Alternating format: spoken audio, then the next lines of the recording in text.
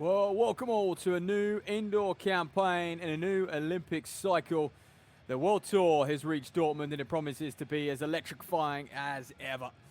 Headlining today, of course, Yemise Ogunle, no longer a rising star. The newly crowned Olympic champion sits on top of the world. Her challenge now, though, can she stay there? Maliki Mahambo, also in town, former Olympic champion from Tokyo 2021 Olympics, gets her year underway just like she did last year.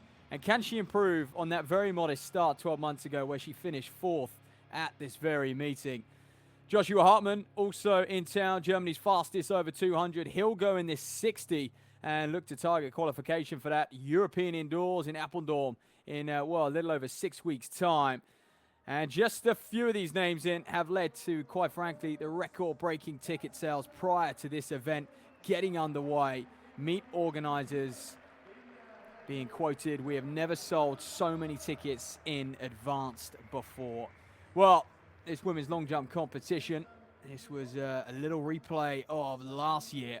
And those of you who have joined us bright and early as well, you would have seen a quick recap of last year. We had some fine performances, and this lady won that competition, Raquel Muller, 681. I mentioned Mahambo, an unsurprising at the time, fourth place. She was coming back from injury, wasn't she? It had been a long road back, and she still followed up with a silver medal at those Olympic Games in Paris. Behind the American Tara Davis-Woodall, and this man won the pole vault then. Özgür Saçma of Turkey. Fine vaulting from him, and there were a few others we welcomed as well. We saw Georgia Bell go in the 1500 and really start what was an electrifying campaign for her, going from strength to strength and building on that momentum. So then while we watch a replay of last year and some of those winning vaults, jumps and sprints, and this man set that meet record, Robert Farkin, 1:47.00. And reminiscent of Borzakowski, what, way back in 2004, the youngster who went on to be the Olympic champion. The Russian came here and ran world junior record over the, 4-lap distance indoors, of course, and 2-lap distance outdoors. And that was back, when this meeting really did. It was one of the focal points of the indoor calendar, and he used to pack 7,000 into this arena, making it quite famous. And it had a little bit of a hiatus, and now 2018, it was reignited again.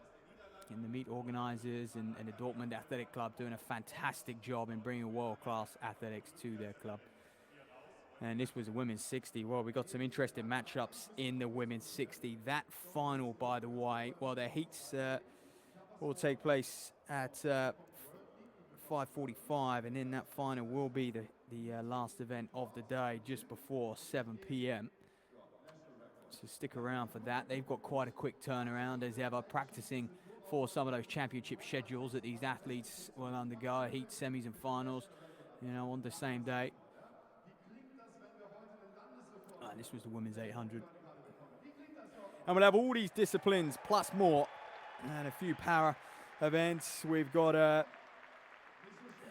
some of the school competitions going as well. Those elementary schools, we're going to see them compete over 50 meters. And as far as the World Tour is concerned, those events will be strictly to the 200. Of course, quite rarely seen at championships, but often a favourite of athletes preparing for their outdoor season, and just a bit of sharpening this time of year. And we've got those 60s, women's long jump, 1500s, and some 400-meter races as well.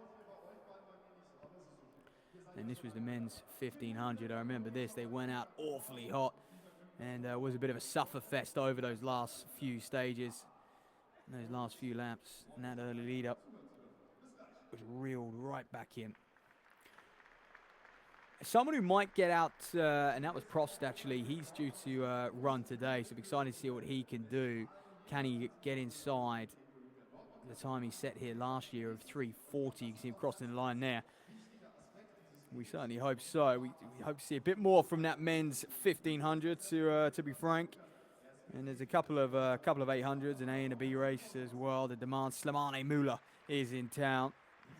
twice a World Championships 5th placer, 2022 and 2023. And of course, it's his Algerian training partner, Sajati, who really has shined brightly over the last 12 months or so, running 141 outdoors. He really did drive that men's 800 on. Of course, we saw the spectacle that was Paris, and they get ever closer to the long-standing David Rudisha's world record. So this was the women's 1500. It was a bit of a battle, wasn't it, between the two Brits, Georgia Bell and Reve Walcott-Nolan, 12 years ago. Man, it was Georgia Bell. At this stage, no one really knew the name. She was a bit of an unknown quantity, but, well, give her 6 months, and she was in Paris competing over the 1500 and doing some really, really special things and bringing home that bronze medal for Team GB. And Walcott-Nolan, no slouch as well, also qualifying for Paris. So that's the level of athletes that we've had here in Dortmund through 2024. And who can impress then this year, 2025? I mentioned it's a new Olympic cycle, isn't it? It's often a time where you do see some athletes come through and develop and start to announce themselves and put themselves in the driving seat for those LA Games in 2028. It feels like a long way off at the moment, but those years rattle by, and we've got a World Championships to focus on at the back end of the summer as well in September, Tokyo. Back there again. And hopefully we can have a packed stadium unlike that the Olympic Games in 2021. Well, Mangonye, she won that women's 400. We won't be welcoming her back. But, well, that women's shot put competition in about to get underway. The legend of Yemise Ogunleye opens up her campaign in 2025. And I mentioned it's now about going into these events as, well, the heavy favorite, the fan favorite as well, and being able to interact with your fans and the media and the press and everything prior to the event and, of course, after. It can be quite energy sapping, but she's negotiated it very, very well so far. And that winning throw of 20 meters in Paris, it was quite special. And not to say it came out of nowhere, but the progression was quite something when you think about it. She was second at those World Indoor Championships in Glasgow and then build off of that to win the Olympics. But the year prior, 10th at those World Championships in 2023 out in Budapest in the shot put. And so to go from 10th to top of the world in 12 months is quite an achievement. And that's often what happens in our sport. That's why we love it as fans as well. Things can just change so quickly. And athletes can come out of nowhere and announce themselves. So here we are then, event number 1, about to get underway. I believe we are going to introduce these shot putting queens out here. And this is a fan who are educated in this event. They certainly appreciate it. All right. And there is Bornmeyer. 1567, her lifetime best. 1287 season's best. One of the few athletes to get her campaign underway already. Mazarova then. Just under that 16-meter mark. Been flirting with it for a couple years now. Can she push beyond it and really challenge against the best? And it's a great experience for a lot of these women. Melanie Ammon as well, to be amongst Ogunleye and competing with her and just learning from her and seeing her interact with her coach and how she prepares for each throw. They'll all have their little individual nuances beforehand. Emilia Kangas of Finland, 1760, her lifetime best. She was 12th at those European Championships in Rome and enters the arena.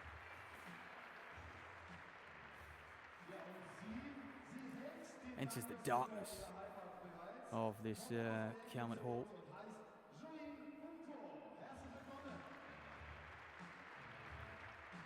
Well, Julian Bomquo of Belgium, 1787 in national record holder, set that in 2023. She was second at those Belgian Championships last year as well.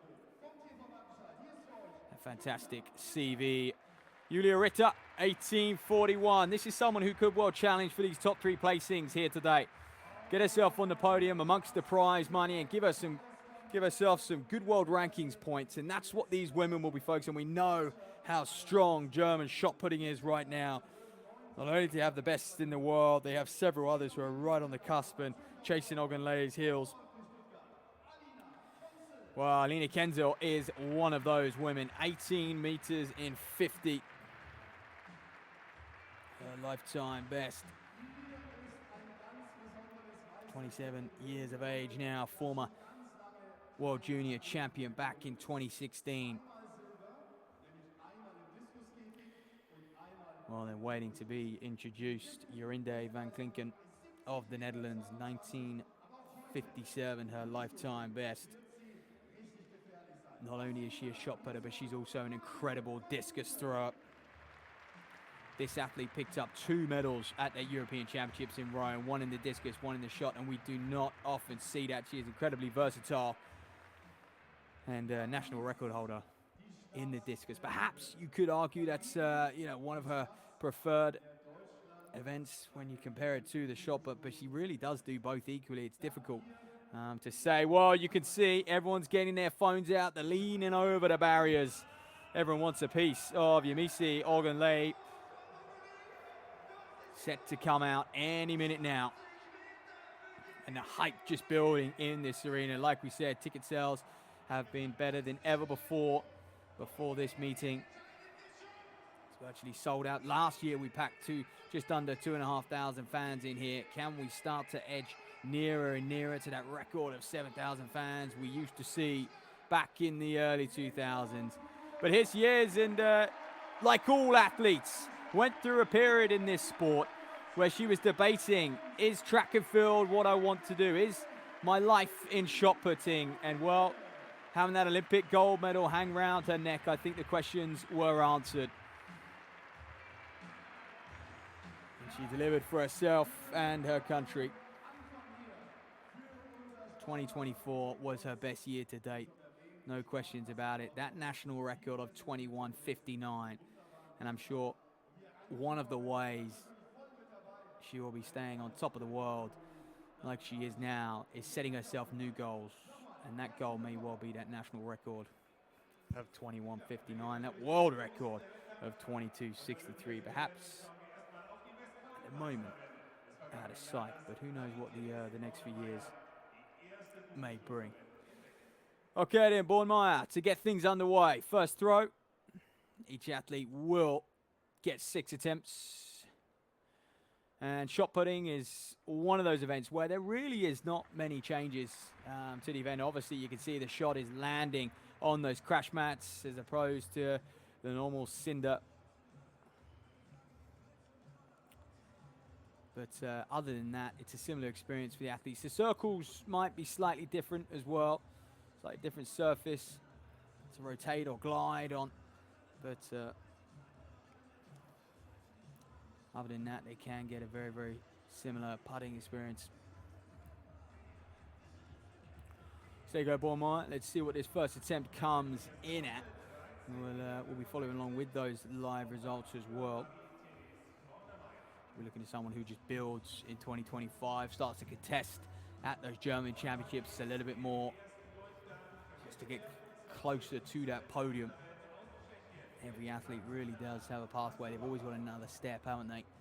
And we'll talk about those European entry standards in a moment. Of course, the World Indoors in Nanjing, China as well. Mazarovadin, Czech athlete. Didn't look as strong as Bornmeyer's, did it? But first throw, and for a lot of these athletes, they've been in hibernation from competition at least. They would have been working very, very hard at their various training camps and in their setups. When Ogunleye trains out of the Mannheim, doesn't she? And just working on all those little things, building a little bit more strength, spending a little bit more time in the gym before this competition schedule gets really, really busy through the kind of mid-Feb, early March period. So 13.93, it's a very, very modest start for Marazarova. She won't mind that. She'll start to look at the technical aspects of her throw, communicate with that coach as much as possible.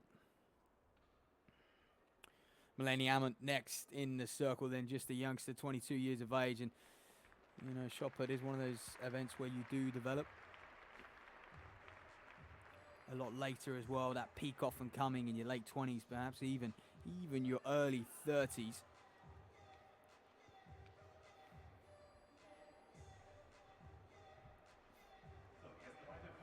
Well, it's a great shot, Sane. You really get a sort of feel. 15.06, by the way. That's not bad at all from Alan. And that'll push her into the lead. You can see she may not be there at the end of round one. That would be a bit of a miracle, but she'll enjoy it while it lasts. Julian Bomquo is going to throw after Emilia Kangas, of Finland. And another athlete who very much in her youth, 12 to those European Championships. That was a good throwing. That's a good one. High as well. Good height on that. You can see just shy of that 17-meter mark. So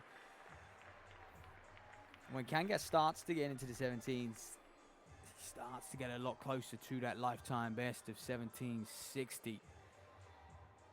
So for her first throw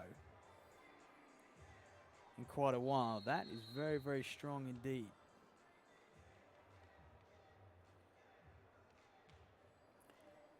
Should be waiting for those results to come in. Fouls out though, not happy with it, and you can at this stage. You don't necessarily need all those throws on the board. They'll know, but we turn our attention into the first bit of track action. This under 20 women's 200-meter final, and well, every athlete in this field from the Olympia Dortmund club, except for right on the outside, Marlene Bornemann, or right on the inside, I should say. Well, there's Asman, who goes in 6. Her lifetime best 26.93. Anna Brugman in 5.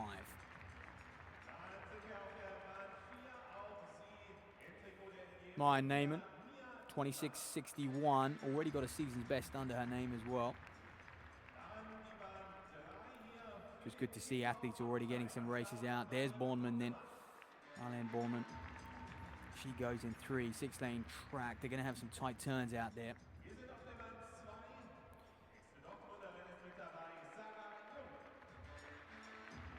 And then into Young.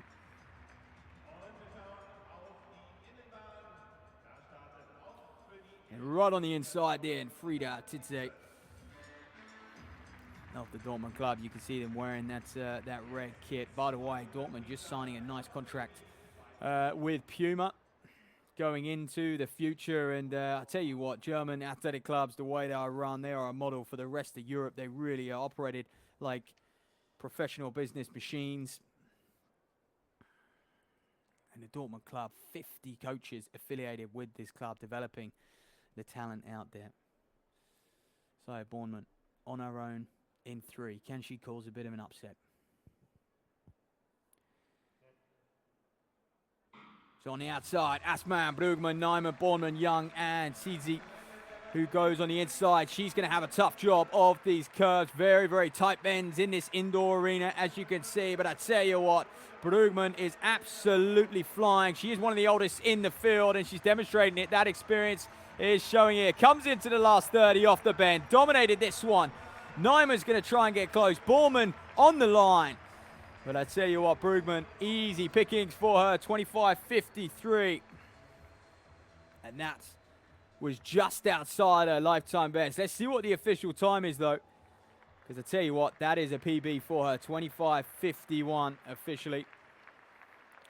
25.66. That's impressive running as well from Borgman. I thought that was going to be a lifetime best for her. Certainly is on paper. Neyman, 26.36 season's best, and Asman, 26.87. So enjoying themselves within this crowd and giving them the opportunity, meet organisers giving them the opportunity to get out here and compete in front of a home crowd. Friends and family will be in there, and then, hey, guess what? They're going to stick around and they're going to enjoy watching this World Tour unfold. Confirmation of those results in. No problem for Brugman, but it did get close. Bornemann did really work that last 50 coming off the bend. And it came down to the wire.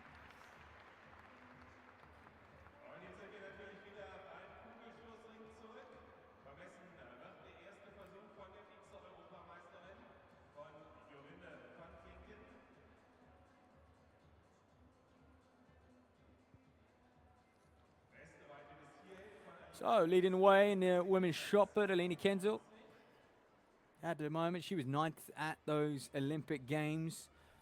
Certainly someone who is going to give Ogunlei a little bit of a test here. But look here then, Brugman just tying up, head rocking. You can see her shoulders tensing up as well, but she came on that line just at the right time. It was a well-measured performance, and she managed to hang on. Really used that first downhill coming off that first bend exceptionally well. There she is, Yamisi Ogunlei.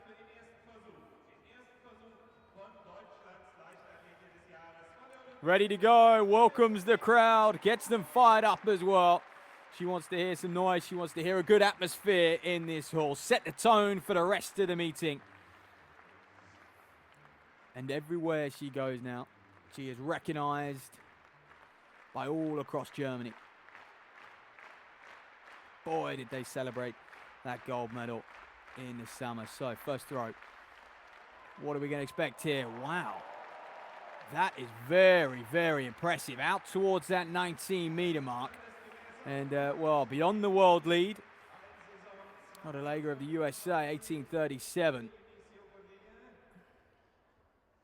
But that was very good. She'll be pleased with that. It was smooth as well, wasn't it? And this is sometimes what happens when you just got that confidence. You're able to manifest these performances and they just come. You don't have to work all that hard for them. 18:98, so it's a world lead for the Olympic champion in 2025. And her challenge now, can she extend that mark, make it harder and harder to get towards? I'm sure a lot of eyes will be on this women's shot put today purely for the fact that Ogunlei is opening up her season. Well, she's had a bit of a trouble with that, hasn't she, Bornmeyer? Way out right. Her first attempt was just inside the boundary. And that second attempt, officials having to be a little bit wary as we have got a number of things. And there you are. That's round one. Bornmeyer with a season's best. Ogunlei with a world lead. And Kangas there, no mark.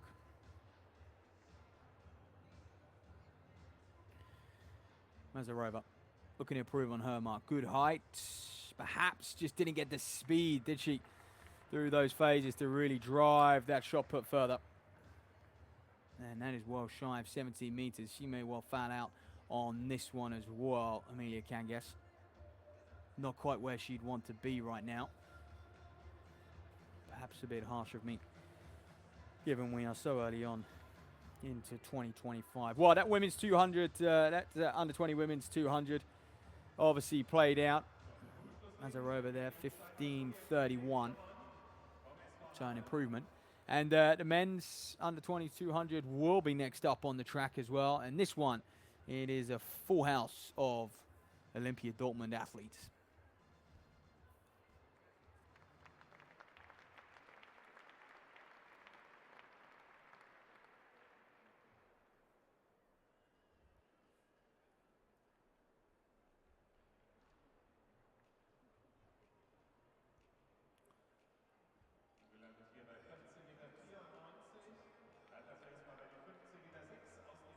There we are in Melanie Amont.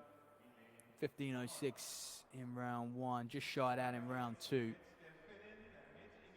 Looking for a little bit more in that third round. Well, it sounds like that was track officials' call to these 200-meter runners to take to their marks. Here we go then. Start list on screen. We'll familiarise ourselves with that. Leo Browniskin goes on the inside. Maximilian Hoke, Tim Huguet, Tom Krellman, Ole Vorman, and Florian Alexander Kiel on the outside. So Tim Huguet goes in the middle, perhaps one to look out for as well. He's got a good lane draw, but Florian Alexander Kiel, 23:60, lifetime best and season's best, comes into this in good form. Well, it's a bit of a Dortmund Club Championships, as I mentioned. Here's Vorman in, 22:86. Expect him to be right up on Kiel on the outside round this first turn, and especially down the bank on the far side. Krelman, 23.89. Will just need to keep Vorman in his sights. And if he can continue with him, he can maybe get a bit of a jump on him around that final curve.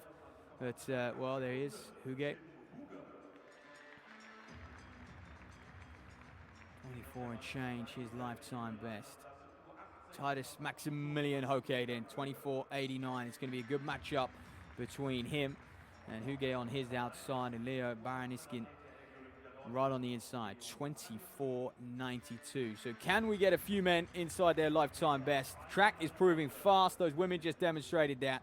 They'll all know each other very, very well. They'll be working with the same coaches and training partners, and so they'll know what to expect. They'll know every inch of this track, which I think outdoors, not so important, but indoors, they are all shaped slightly differently. And the geometrics of them as well. The banks a little bit steeper than others. Those bends a little tighter, longer straights, etc. So these men will be pleased to be representing Olympia Dortmund on their home track.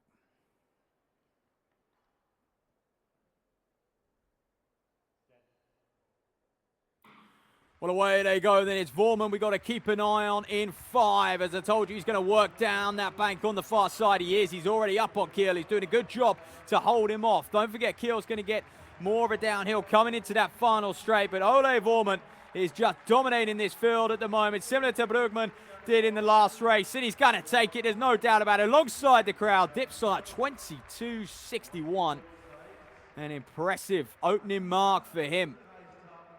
What a wry smile as well. Once he gets his breath back, he'll congratulate his teammates around him. And it's a lifetime best, 22.60 officially. And he's dragged a load of men to a lifetime best as well. Kiel, Krelman, Baranskin is 2, Hoke. The whole field is inside their lifetime best.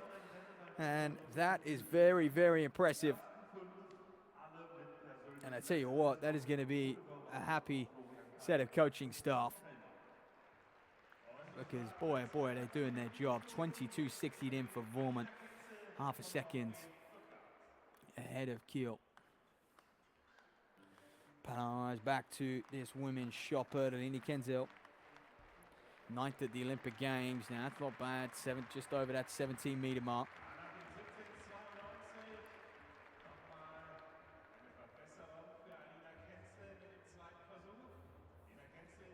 Won't quite be as long as that first round of 17.92, but we'll be getting much closer.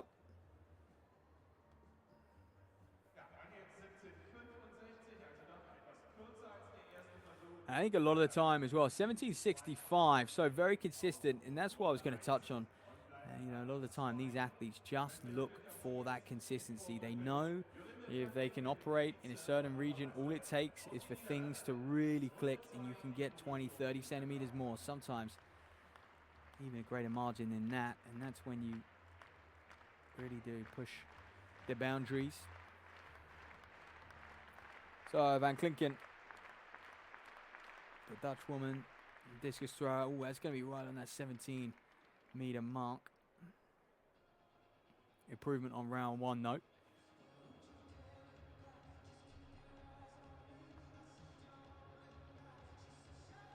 Good work from her. She'll expect to compete with the likes of Rita and Kenzo out there a little bit later on, as you can see. Not particularly happy just yet, but there's still plenty of time for this women's shot put to unfold. The next event on the track will be this men's 800 B race and the women's B race and the 1500. So we've got a bit of a mid-distance, 20 minutes or so. The Olympic champion. Can she go one better at the World Indoors? She'll be pleased that postponed World Indoors will take place at the end of March from Nanjing. That was back in 2020. Supposed to be there. And that is another very, very impressive throw. It looks dead even from her first as well. 18.98 in round 1. And you know what? I think that is going to be in the 18.90 region once again. She just can't quite get it over that 19-meter mark yet. She smiles, though, as I think she knows what is coming. And she'll have that in her locker.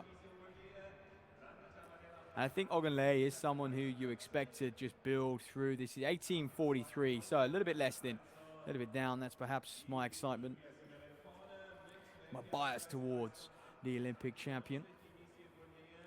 Here we are, 2 rounds into this women's shot put. Ogunleye over a meter clear of Kenzel in second. And Rita down in third. Well, that's better, isn't it, from Bournemouth? Like I said, had a few throws before, which just drifting outside of that boundary, but managed to hold that one in a little bit, and you can see laughing and joking with Ogunleye, learning from the very best.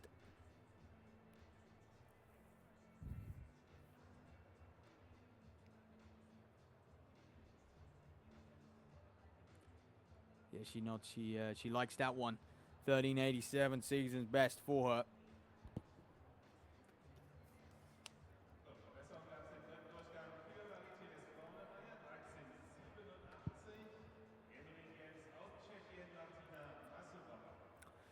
Martina Mazarova,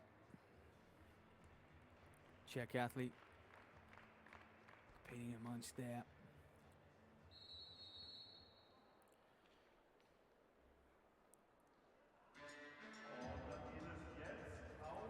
Well, then here's this men's 800-meter B final, and that A race, as I mentioned, absolutely stacked. That's yeah, we need a B race to spread things out a little bit and just always delivering on the middle distance. So here we go. There's lots of Olympia Dortmund athletes in here on the outside there. That's Feist and Zeitel, Rutz and Grova going next to one another as well.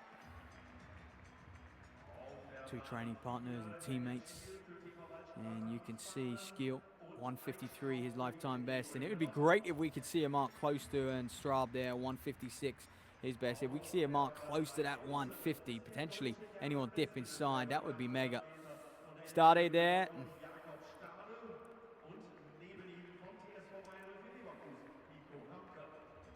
Horn on the outside.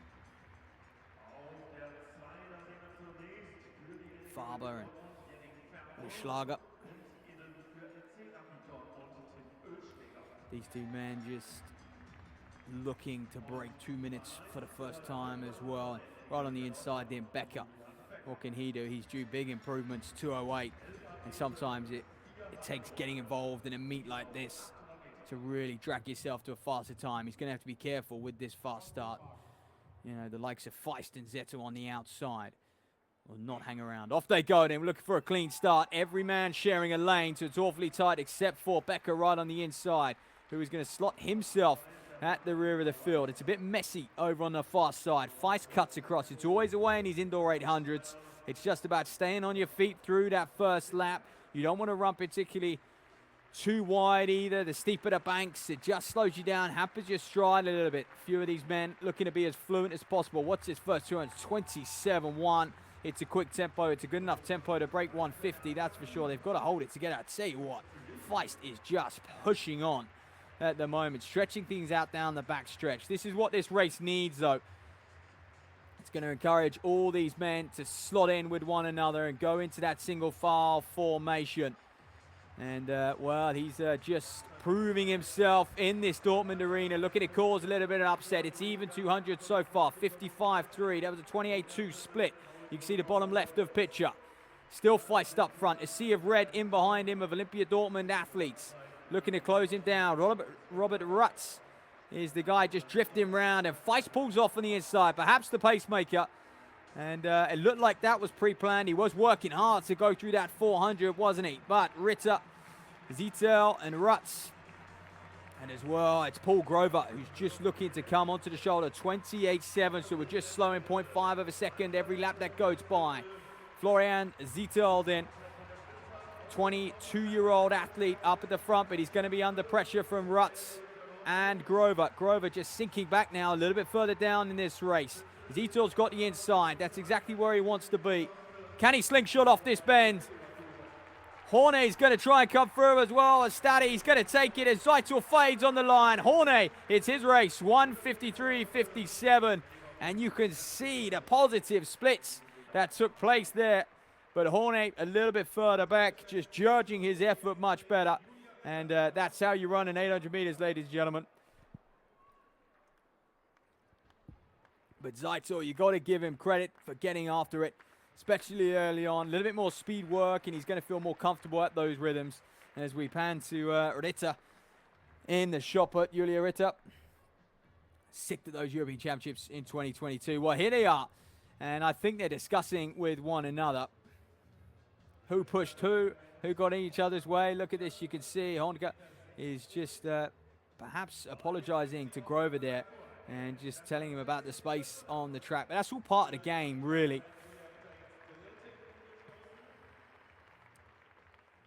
Oh, I didn't see any malicious behavior. Perhaps we need a replay of that men's 800 to see some of the sort of pushing and shoving. Did Hornker just cut over on that far side, but that's a racer for you. All right then, Kenzel. Kenzel from Stuttgart. Like I said, former world champion as a youth athlete, 25th. And at the moment on the world rankings, looking to just bump herself up. We know that only 12 will go to Nanjing, China. Crazy, really. Same with the Europeans as well. So get yourself up the European rankings. We know how strong Europe are. That's a good throw from Kenzel, though. 17.95, right on that 18-meter mark. We know how strong the Europeans are when it does come to the field events. An absolute passion and love for them. I was in Berlin at those European Championships in 2018, and well, the likes of Thomas Roller in the javelin, setting the stadium absolutely alight on that day. The Germans making so much noise for that men's javelin competition. I think they got 2 on the podium.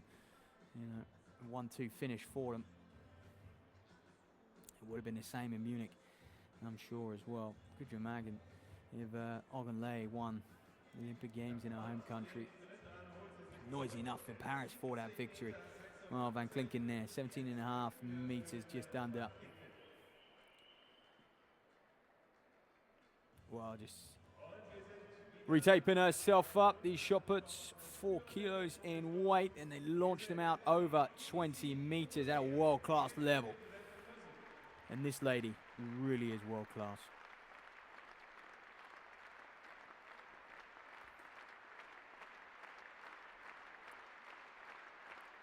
I think what she's doing for the next generation and the shot put as a whole as well, she really is bringing much greater media attention to this event.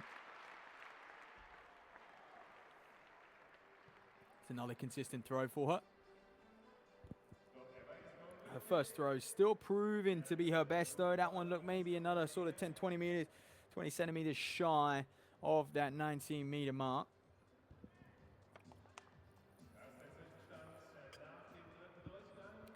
And I think that says it all. Fouls out on that one. Just to make sure that don't go on the record books. So that men's 800, by the way, just bringing you a few results from it. 153 from Nico Horneke, and that was a lifetime best for him. While we just get the halfway standards in that women's shot put, 18.98 leads the way. No change there. Very little change further down as well. Bornmeyer continues to improve on us on season's best, 13 meters in 87. And so Straub, Dutz, Fraber, Jakobstad, Schiel, and Zitel. And it was very, very close on the line. 200th of a second separating Florian Zitel and Nico Horneke there. 153.5. And it'll be the women's turn to take to 4 laps of this track very, very shortly.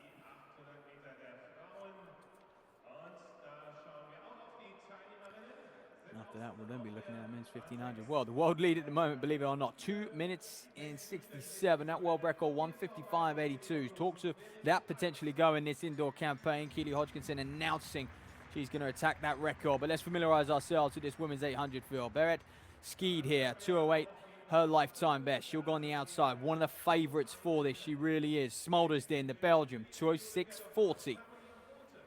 It's her lifetime best. These are indoor PBs as well. Caroline Both went next to her. Peltzer, Julia Swalam, she's to the left of picture, 2:08. So a lot of these women in that same ballpark. Just a second or two separating them. Amelia Peltzer, who's going to share her lane, 2:15. So you'd like to think Swalam's going to be able to get out and sort of have a clean run down the back straight. She's going to need to. Fiona Bunder then, 2:16. The athletes from the Bayer Club. Big rivals, aren't they, of Olympia Dortmund, that's for sure. Lots of Sophie Reckart. Miles for the Kander and Fassbender, 2:23. Lifetime best. And on the inside, laned in. Brink Schroeder, 2:30 season's best, but 2:24 lifetime best. Can she get improve on that season's best, get ever closer to that PB? This is the time and a place to do it. This is the field to do it. Friends and family in the crowd. So on the outside, skied, but look out for Lazalat Smulders of Belgium. She's come over here meaning business. She wants to cause a bit of an upset.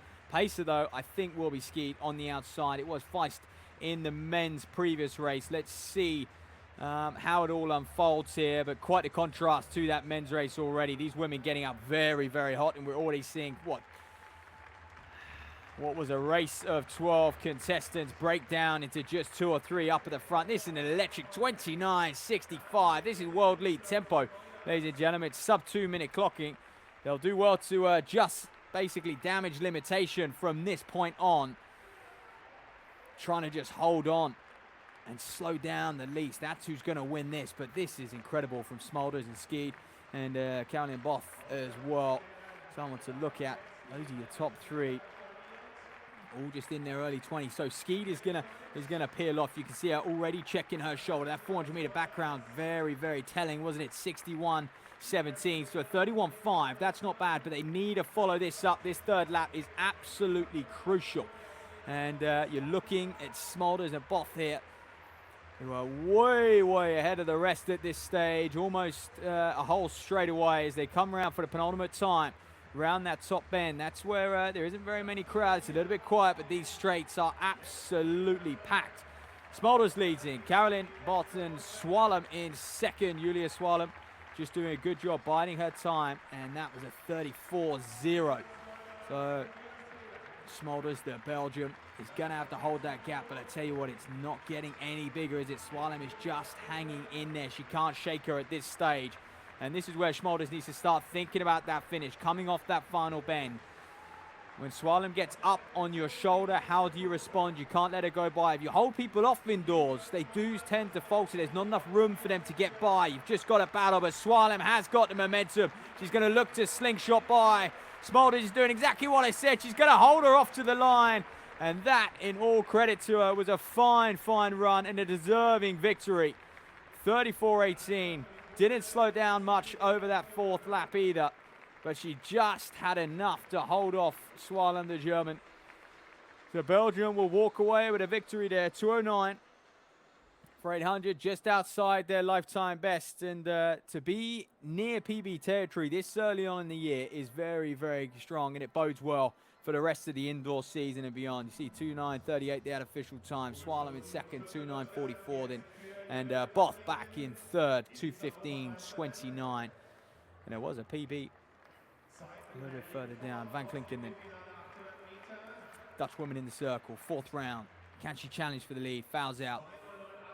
Lost a bit of balance, but I think knew straight away. Doesn't look to be enjoying herself too much at the moment. And just perhaps a little rusty after a lot of time without competing. It does take a while for athletes to really find their rhythm, and the shot put especially one of those events which is very neuromuscular. Just all about being as relaxed as possible.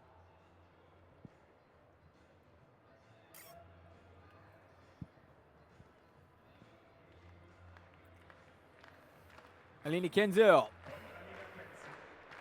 2 consistent throws in the 1790s. And, this one's going to challenge the 18-meter mark. Wait and see when it comes in. Oh, you can see it's a fine arena, this one. This track been relayed. We have had some absolute stars grace it as well. So 1787, and that is consistency.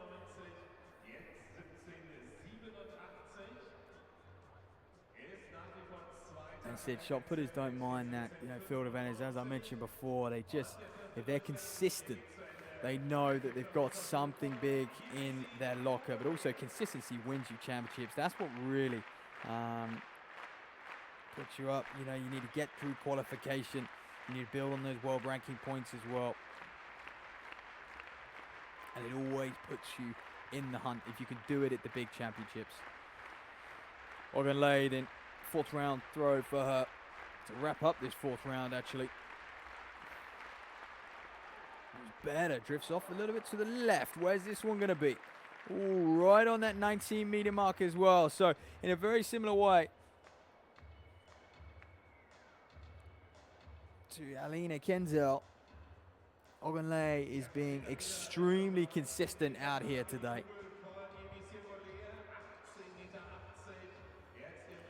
1880, there you are then. So improvements on that 2nd round throw. That's her best throw since round 1. 2 to go in this women's shot put. Next event on the track, by the way, will be the men's 1500-meter B race, and you can see them just looking to file in over on the far side.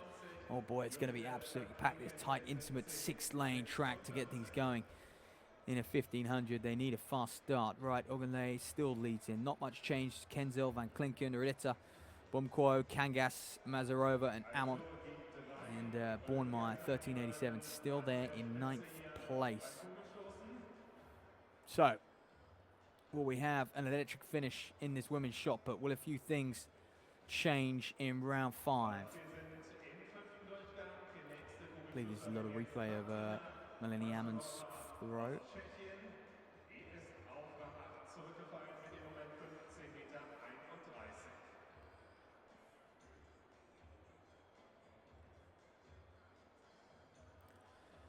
$15.60 for her.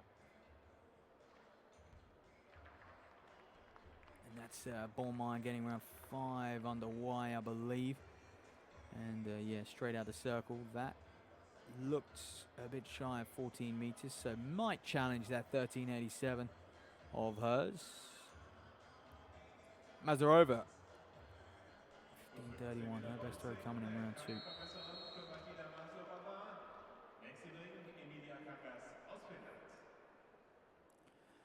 Well, here you are then. Here's the entries for and the lineup for this men's 1500 meters. Fastest man in the field, Plumarca. Victor Plumarca, he's a 3:57 runner. There's only 2 men who have broke 4 minutes, actually. And it's Plumarca and Bastian Knudsen.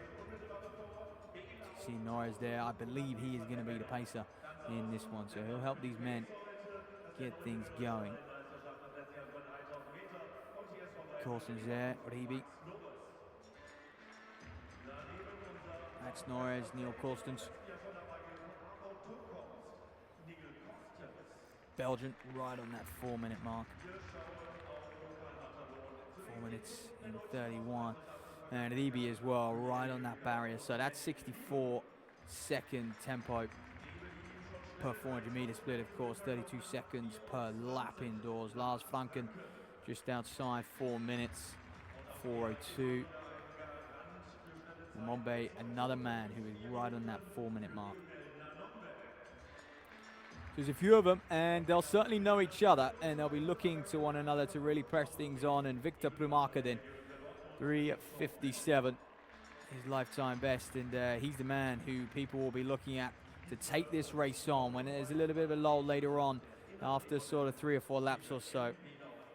Can he take it on? Can he force things on? He won't want to act as a pacemaker for those behind him, though.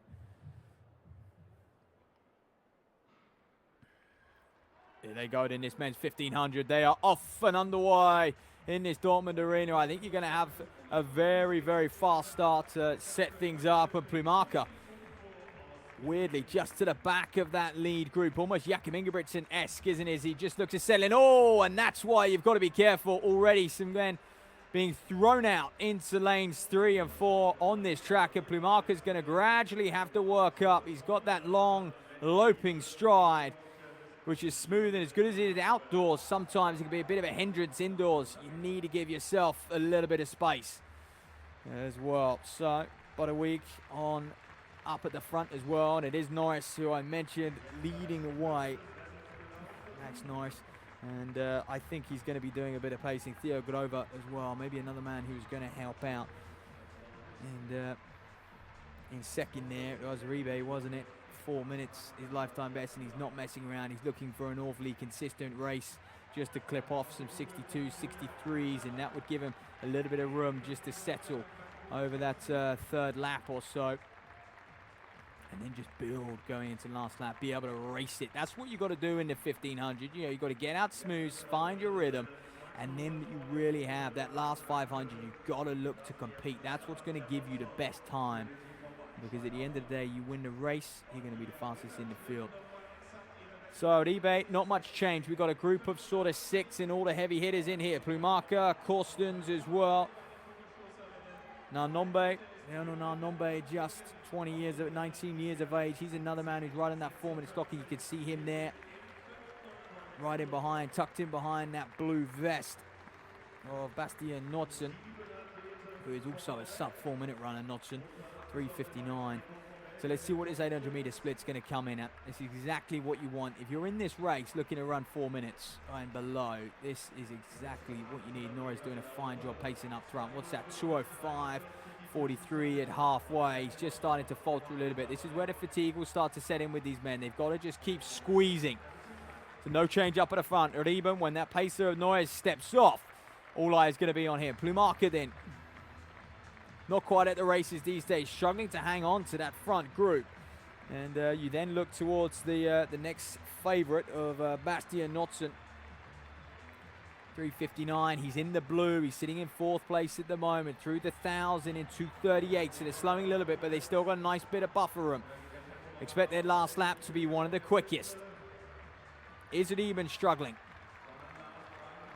And this is exactly what needs to happen. That's Lars Franken, I believe, who is just in 2nd place, looking to just push things on once again. Ekman and Franken is going to be on for a massive lifetime best if he can hold this together. Neil Korstens in the white, he's in 3rd. He's another man who's right in that 4-minute barrier. Nanbom is just fading back slightly as well. So Lars Franken doing a fine job. He's had a terrific winter, hasn't he? All the way from September to December, he's built his strength and his speed. Lap to run in 3:26. It looks like we're going to see a sub 4-minute clocking here, Ken. How many men can break that mark? Once they do it for 1,500, their eyes will be on it for the mile as well. But it's this man, Niels Korsen, the Belgian, in a German arena, who is looking to just push things on into the final 100, wearing that white vest. Raben and Franken will give chase over this final 50. Has Korsen gone too early? Does he want it enough? He's going to just about hold them off. Negotiates the lap run. A massive lifetime best for all of those men. 3:55 I had them at. And Bastian Knudsen a bit further back, may have been close to that 4-minute barrier too. But Neil Korsten, oh, he enjoyed that one. And that men's 1,500 meter B final, reaching its climax there. And coming to an end with 3 men going toe for toe over that final 50.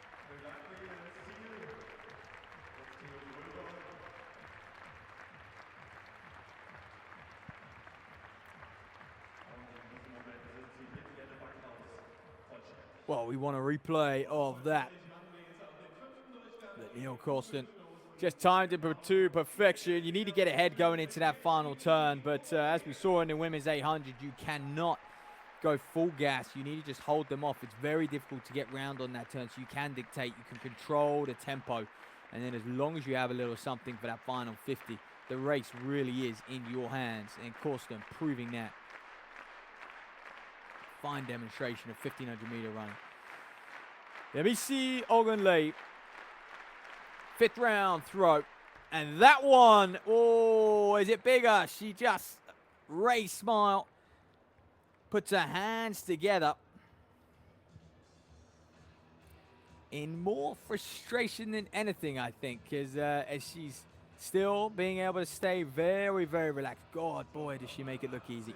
But still not quite that. I think she would like to see a mark over 19 meters, 1876. So look how consistent that is. What can she produce then in that final round?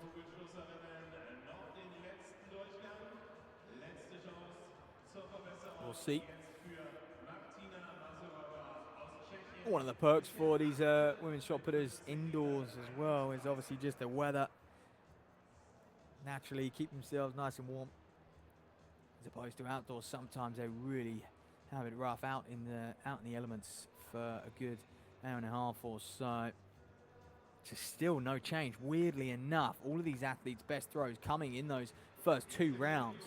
And no one improving on their mark just yet. Martina Mazarovadin, as you can see, her best throw in that 2nd round of 15.51. And, well, that might challenge 15.31.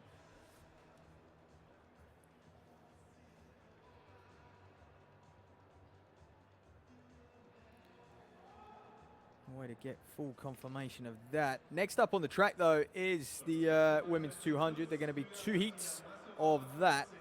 And there will be no final, so it will purely just be seeded on a lifetime best basis. And whoever the fastest across those 2 races is will be the event winner. So we'll have to keep an eye on the times from both Heat 1 and Heat 2 and total them up. Melanie Amon in.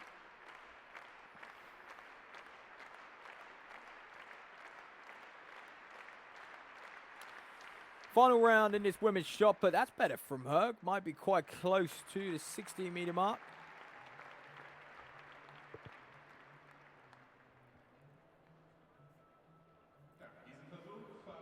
$15.60, her best coming in round 5.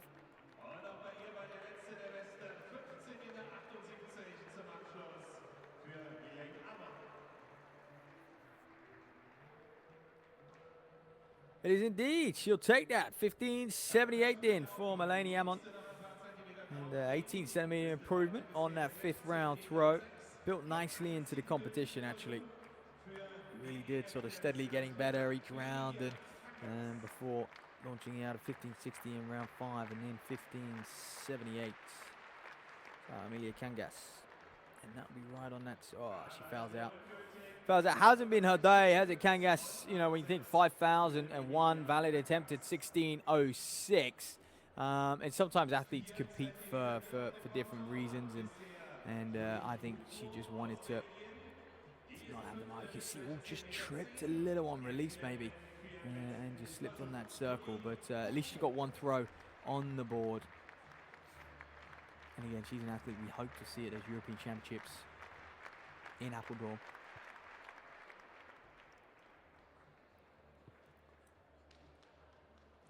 Julian Bumquart hasn't improved since that 2nd round 16-10 throw in Belgium.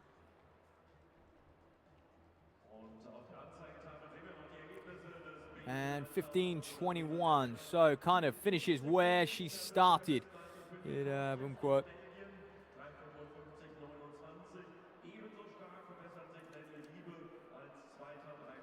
The national record holder for Belgium as well, so a little way off her best, that's for sure. Men's pole vault competition, by the way, will be taking place in around about 20 minutes or so. You can see them warming up. Julia Redita, 16.85. Now, can she challenge that 17-meter mark? In 3rd place at the moment, 17.46. She'll do well. She does challenge it, but I was going to say she'll do well to challenge for the medals here. Or a podium spot, shall I say. Van Klinken sitting in 3rd was the target of 17.46. And not going to get near that, but strong showing from Julia Ritter, and equaled 16.85 in rounds 3 and 5. And this one 16.68. So there you go. What a consistent showing from her. 5 throws, all clear of that 16, or round about that 16.5 meters and beyond, within a sort of 30 centimeter swing. Van Klinken then. 17.95 is Alina Kenzel in second. Can she get onto her? No. And I think she'll foul out of that one. Hasn't been her best competition. And when you think, she's got a 19.5 meter throw in her. But like I said, an athlete who can do both the discus and the shot, but extremely, extremely rare. And so she'll settle for third with that 17.46.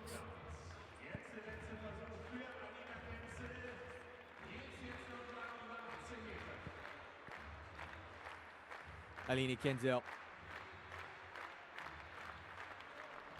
Ooh, that's big. That's much better. It looks like she may well be beyond that 18-meter mark. She won't challenge Ogunleye for the victory here, but she will go clear by quite some way of Van Klinken in third, and hopefully get a new shiny season's best for this as well. Which is going to come in 18.16. Posts the mark beyond that 18-meter mark. Great throwing from her, 9th of those Olympic Games, and a lifetime best of 18.69, getting closer to it. So it's been a fine competition then for Yemisi Ogunleye of Germany. The Olympic champion has had it all her own way since round one. 18.98 she threw, followed up with 18.43, fouled in the third, 18.80 in the fourth, and in the fifth, 18.76. So she is working her way back up towards that 19-meter mark. Can she go clear? That's what's been bothering her a little bit today. That's been the frustration, and she wants more of herself, even after being crowned Olympic champion in 2024. Second at those World Indoors as well, and that is what she wants. She wants to collect as many gold medals on a global stage as possible, and just a little bit leggy, but have to try a little bit too hard on that one, and that will come down. She'll foul out. But a pleasure to have her here in Dortmund, it really is. And I think the crowd are very, very grateful. So are those meet organisers. Sold a lot of tickets, did this lady, and inspired a lot of youngsters as well across Germany. So that wraps up this women's shot put competition. You can see Ogunleye's final throw here. Spins well, looks like all the others, but just didn't quite have the same explosivity through the arm and beyond to push that one out beyond 19 meters, and therefore settled for a foul on that 6th round throw. So you have it, a world lead. Nonetheless, we saw 3 last year. Can we better that in 2025? I believe it was Dudabel, Robert Farken, and long jump as well, with a few world leads last year. I wonder how close we can get to a few more. So next field event, by the way, for those women will be the long jump. That will get going at 5:20. Malika Mahambo, second at Taurus Davis Woodall in Paris in that long jump competition. Former Olympic champion, was 4th here last year.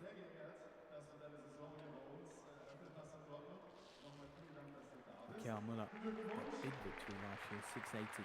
It was a great competition, wasn't it, in that women's long jump?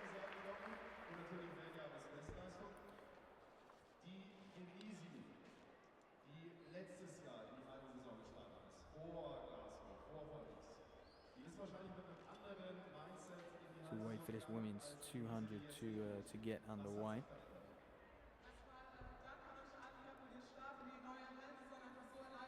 We are going to hear from Ogunleye trackside. She's certainly talking in the arena, but well, we have a slight pause in the program. Perhaps a good time to talk through that European qualifying standards. I mean, like I said, there's no 200. It's an unusual distance indoors where it doesn't really get run at championships, but in an exhibition and a world tour format like this, it does. And the banks, I think, just purely very, very chaotic to be run. And of course, you can only have X amount of athletes in in the race. And so the standard for the 60, 660 on the men's side, 720 on the women's.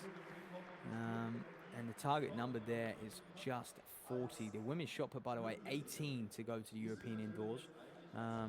14 in the combined events. So a little bit more than the world indoors. The world indoors, they are very, very strict. Only wanting the top 12 athletes in the world.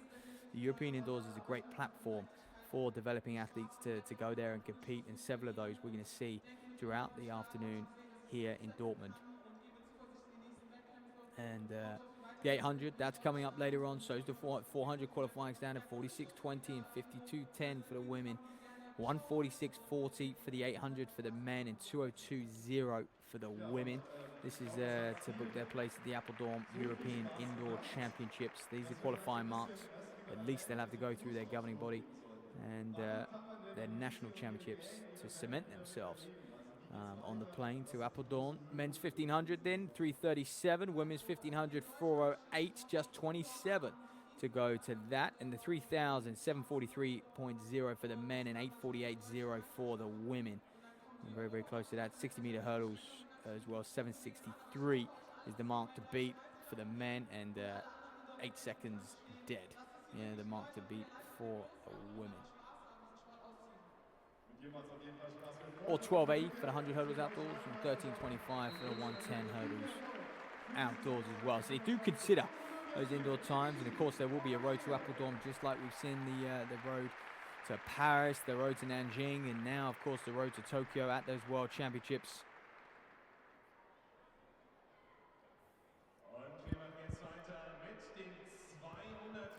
So the officials doing a great job there, having to pack away those shot put mats and get this 60-meter runway set for some of the speedsters. One of those, Joshua Hartmann, Germany's fastest over 200, will be on that infield shortly. Okay, then Kotwila from Poland, 23:30, her lifetime best. She goes in this one. Vesoli. Jessica Bianca Vesoli then 23:37, her lifetime best. This is the final one of two, and perhaps you could say they're an even match actually. I don't think you can comment on if one's stronger than the other. They're pretty even, giving the faster athletes these outside lanes to really kind of pull clear and try and take a crack at their lifetime best. Valen there as well. There's Vandenberg. She goes in 3. You can see 24:17, her lifetime best.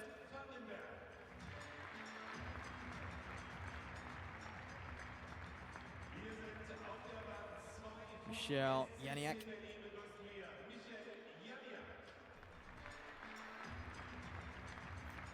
goes in 2. And the Romanian then, Maria Veserescu. 25:07. Their lifetime best as they get set into their blocks. This women's 200-meter final number 1. We have 2 races ahead of us. There's been a few dropouts in this women's 200, unfortunately. But on the outside, Martina Kotila. Vesely in 5, Valand in 4, Vandenberg in 3, Yannick in 2, Bisarescu in 1.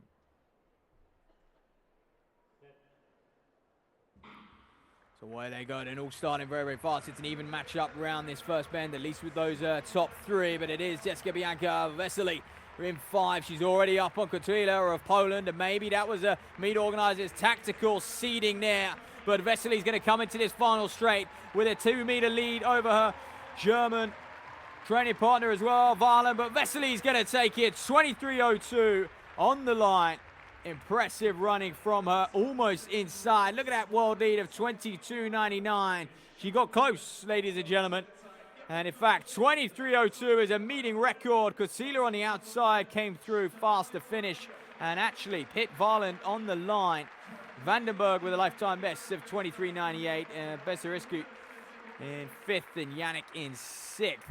Lifetime best for the Romanian there in 5th. Very, very impressive from Jiska Bianca Vesely.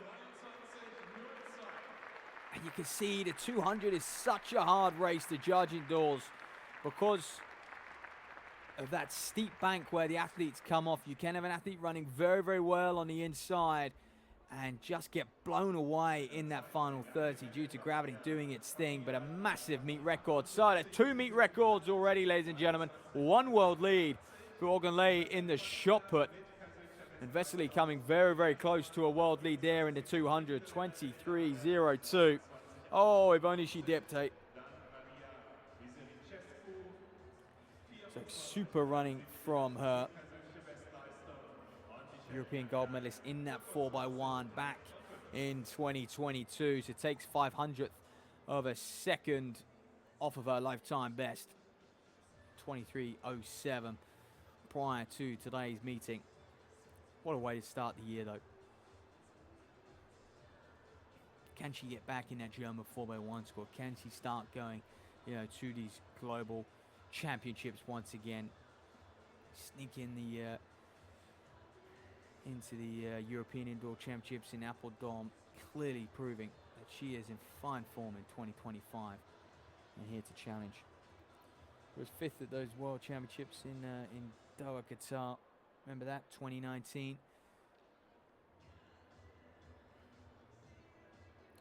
It's kind of the first championships where we did start to hear whispers and developments of the changing in shoe technology, wasn't it? Especially in the distance races, but it's filtered all the way through, even into the sprinting. We're starting to see those shoes have really aggressively progressed.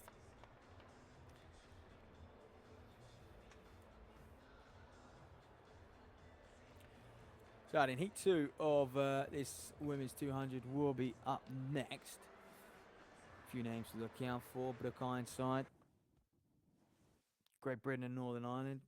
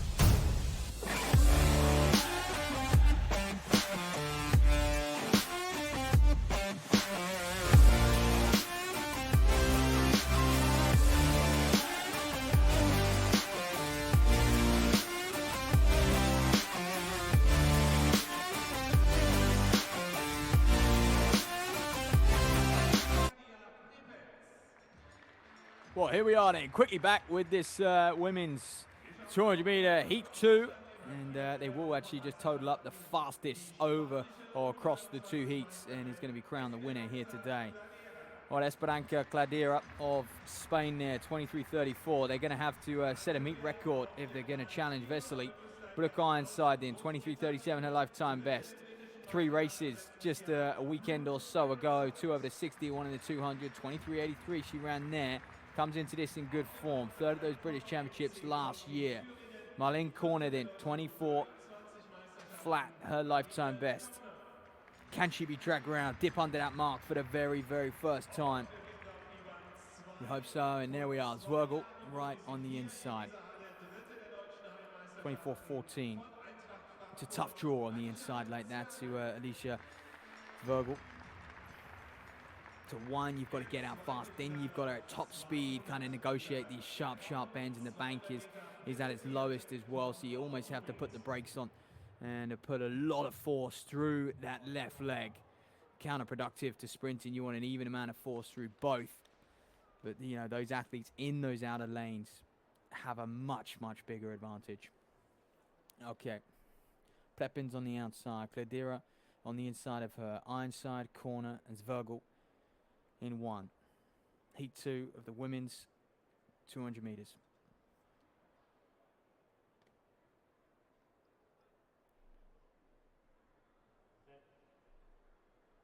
.23.02 the time to beat. That was a PB for Vesely. Will we see a PB in this one? Getting out very, very well. Here's Kledira already stealing a little bit of a march on Ironside.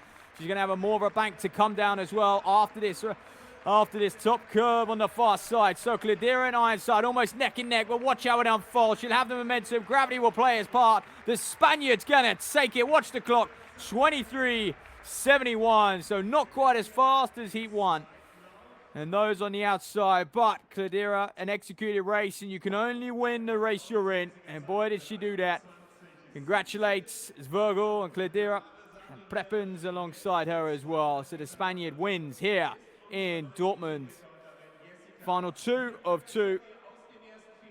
And we'll have to look at those overall standings. I think she's going to be sort of down in, well, she will get second, actually, behind Vesely at 23.70, betters Martina Cortilas 23.78 from Heat 1. So she'll be very, very pleased with that. How close was Ironside on the line? And even that lane 6 is difficult to see, isn't it? But, boy, I mean, Cortila finished fast on the outside. There we are. There's a summary of the results. Then Ironside 23.92. That will actually see her down in 6th. 4 athletes from the previous heat ahead of her, and of course Kledira in this heat as well. Lifetime best for Talea Pepins then 24.34. Good running from her. As I mentioned, lifetime best to do in your first hit out of 2025. Always going to bode well for the rest of the season, because you are going to be able to build on that. The more races you get in, the sharper you feel, better at executing you get, and of course the more fitness that you probably have after a few more weeks go by since your end of season break and getting back into that winter training. It's a great running from Prepens. Esperanca, Kledira then. Victory for her, for the Spaniard. 760 over the 60 meters, 4th of those Spanish championships last year. And, well, can this be the year she gets on the podium? Represented Spain as well at those European championships in Rome.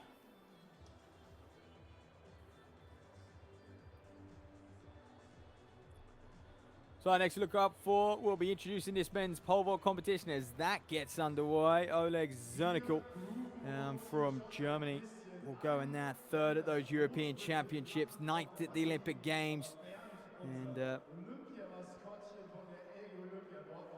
no heighted though at those German Championships. Disappointing there. I remember he had to go through quite a stressful period waiting to find out if he was going to be selected to represent Germany at the Olympics. Fortunately, the selectors and the governing body did go with him, and it paid off in the end. Because to break into that top 10 in the world is fine, and to be a medalist at the European Championships, he's proven his form over the years. He really has.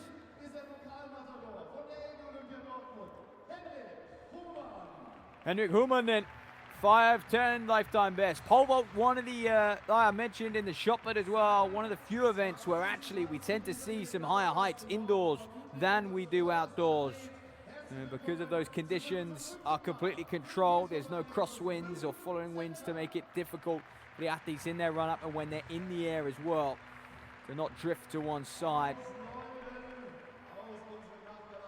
And they do enjoy their indoor competitions, these pole vaulters. Atmosphere plays its part as well, with the crowd right on top of them. Thomas van Noordvelen then, 5:40 lifetime best. Already got a season's best. And, you know, pole vaulters, again, they just compete every single weekend. They really are impressive. And they're always on the circuit against one another. Dan Barter then opening up his campaign, 5:45, his lifetime best. I haven't got note to hand of the bar increments and how they're going to go up throughout the course of this competition, but I'm sure we will be finding out. Tom Linus Humann is well. He's the German indoor champion, by the way, from 2022 is Human. Kuzampa of Finland, 5 meters and 70, his lifetime best. World University champion in 2023 and 7 times that Finnish national champion. He rules in Finland in the men's pole vault. Gillian Ludwig then, 5.72. The German, and just the strength of German vaulting. He is only the 3rd best German in this competition. A lifetime best of 5.72. That's quite something. Robert Sabera then of Poland. Had a rough 2024, wasn't he? He was off his game. No mark at those European Indoor Championships a couple years ago. He'll be looking to correct that if he qualifies for Apeldoorn. Ben Broders of Belgium, 5.82. Look out for him. He's cleared 5 meters in 80 centimeters, 6 years on the bounce. He is Mr. Consistent. It is routine for him. Competed over in Paris. Didn't make the final, unfortunately. 13th at the European Championships in Rome last year as well.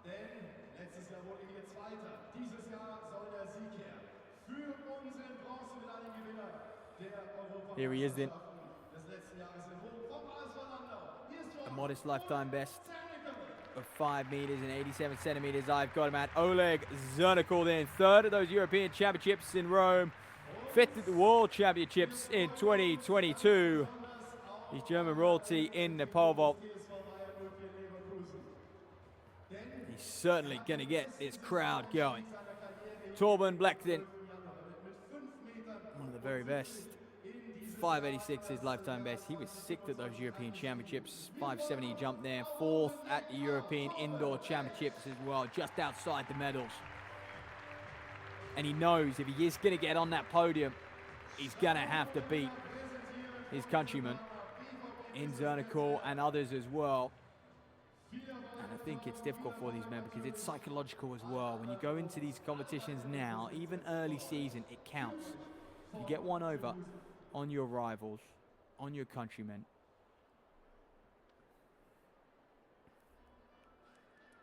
You know you can beat them, and you can get in their head a little bit when it counts, like I said, at those major championships. And that's what a lot of this sport is about. It's about belief. And some athletes have a lot better records than others over one another. Matchups as well, especially when you gets into these jump-off situations and it's going back on count-back. It's awfully important. Obviously, on a meet like today, not too much pressure for these men. This is just going to be about getting their 2025 season underway. I was in Delahuey last week for that pole competition. And Menno Vloon taking a victory there was quite incredible against Thibaut Collet of France. Those two going sort of toe-to-toe, and Vloon soaring clear of 5.80 to win that one. Will we see something in the region of 5.80, potentially even up near 5.90 this early on in 2025? So I need to get things underway. Hendrik Human of the Olympia Dortmund club. I mentioned it is a fascinating club, and the way it is run and managed is admirable, really. You know, I think 50 plus coaches, several hundred members as well, and athletes really getting that professional service. And you think, you know, the sponsors they attract as well. It's a case study for other European clubs. It really is. And of course, then, you know, it helps when you put on meetings like this here, World Tour level, then you bring the very, very best in the world to this fantastic facility.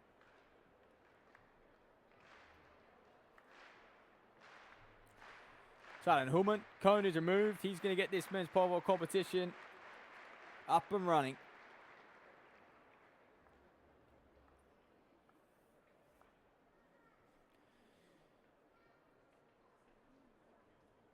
So we're going to go, the bar is going to go 490, then 5 meters and 5 centimeters. Huma might be the only one, by the way, who partakes in the in this first round of 490. Then it will go up to 505, 520, 535, 550, And then it will start to slow down a little bit. 562, 72, 82, 87, 92, and 97, and of course beyond. It may well change though. It is the athletes who decide how high that bar goes each time and in what increments.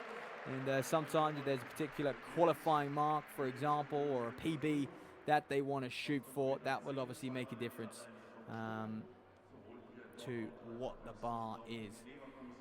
The world record, I think that's safe today. Mondo Duplantis, of course, 726. Human, lovely clearance, by the way, 490. And Menno Vloon came out with that world lead, as I mentioned, right at the start of 2025, 582. Meet record, Casey Lightfoot, 595, set 3 years ago. And that national record, Daniel Ecker, 6 meters exactly. It's an exclusive club. Only, 20 or so men have hit that mark.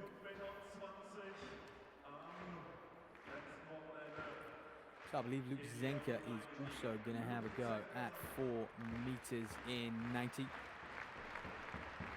Just to get a feel for the runway, understand the depth and the height required. And yep, no problems there, as you'd expect. This is a man who's got a lifetime best of 540. So that's routine. Bit of a training vault for these men.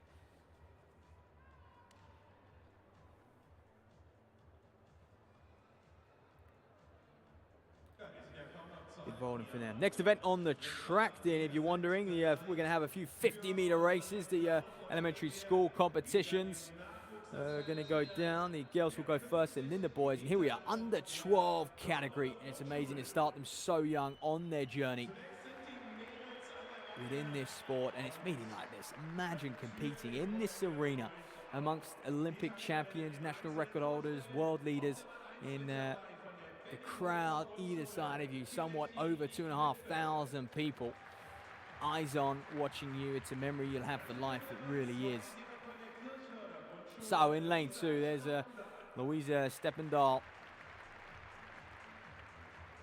Of course, many of these, no lifetime best yet. They're about to get one today. They're just discovering the sport for the first time and having a good taste of it. How many 3-point starts will we see? Clara Lutz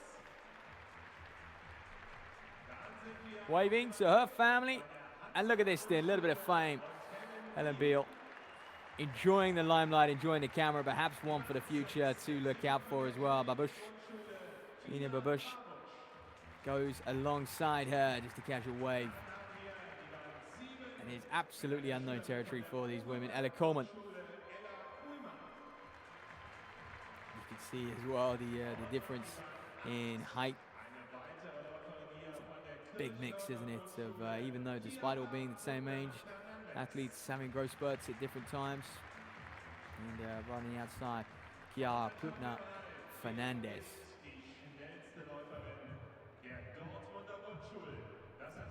So who's going to take this one? There's a few blocks down. Would be special if we saw a few of these athletes get into their blocks. And they're certainly going to. Helen Beal. Bush alongside her. Beal in 5. Steppendahl and Aguigidi on the inside. So away they go. And Emma Bush with a good start. It's Rutz and Beal as well. And is it going to be Clara Beal, Helena Beal? Yes, 8:18 for her. She's going to take the win, soaring out in the yellow t-shirt. Hugs the mascot there as well. All in the spirit of track and field. And she is delighted. And perhaps it was written on the wall, wasn't it? She was giving us the showmanship beforehand. And Helen Beal, 8:18. But Bush in second, 8:32, who's alongside her. Guibidi on the inside, 8:47. Carmen, 8:51. De Rosa stepping down. Fernandez, 9:06. Super from all these women.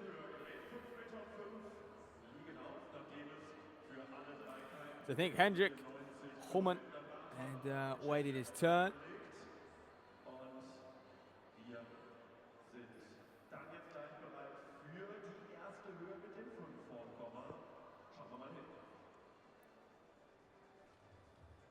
3 men went for it at 490, 3 clearances, so nothing to report. And it was Dan Barta, Lukashenko, and Hendrik Homan who all went clear.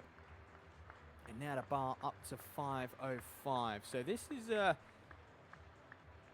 Homan's going to want to clear this in order to attack his lifetime best.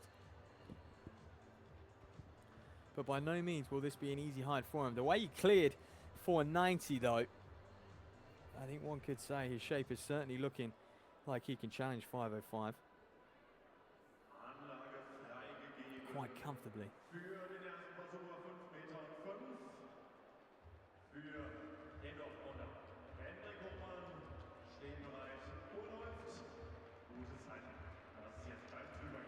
I must say this. So, Hendrik Homan of Olympia Dortmund goes for it at 505. First attempt.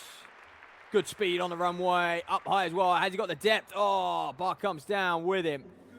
Just needs a little more depth there. He almost had the height. It was tough to see, wasn't it, camera angle? But, yeah, I told you, it's 505 not going to come easy.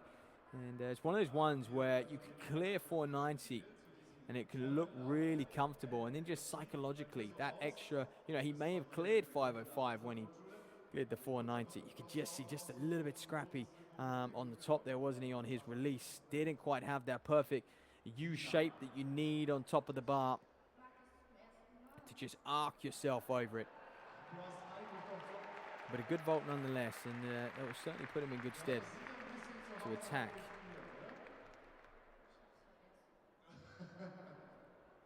To attack a lifetime best later on in this competition. Well, there's the results, the full results of that junior 50-meter race. Helen Beal with the win, 8:18, 2/10 of a second or so ahead of Fina Babush and Kalichi Gwigidi. Right on the inside was a Guidi as well, and now it'll be over to the young boys to contest the 50 meters as well. And I think the track side they're even hearing from Beal. That's fantastic. And, oh, it's comfortable. Very, very comfortable from Zenka. The Bayer Leverkusen club. He's 21 years of age, still progressing and learning the pole vault event. Well clear, wasn't it? If he can produce that a little bit later on, he's going to be close to a lifetime best. He's looking very good as Zenka. He's discussing with his coaches what he should do next time out, and the officials as well. So he might be just letting them know what he wants those 2 pillars to be moved at. They can obviously come forward. He pretty much had them on the furthest distance back, didn't he? By the looks of things. Thomas van Nuffelen, then he's going to open up his campaign. Passed at 490, 505, his first attempt. Can he follow Zenka?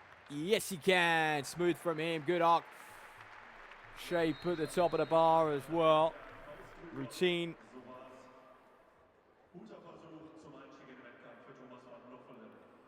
From that man, and of course you're going to see a lot of season's best as they open up their campaign in 2025, to be honest with you. But he's another guy, lifetime best 542. He'll be looking to get closer and closer to that. Okay, then the under 12 50-meter final on the inside. Schonenberg.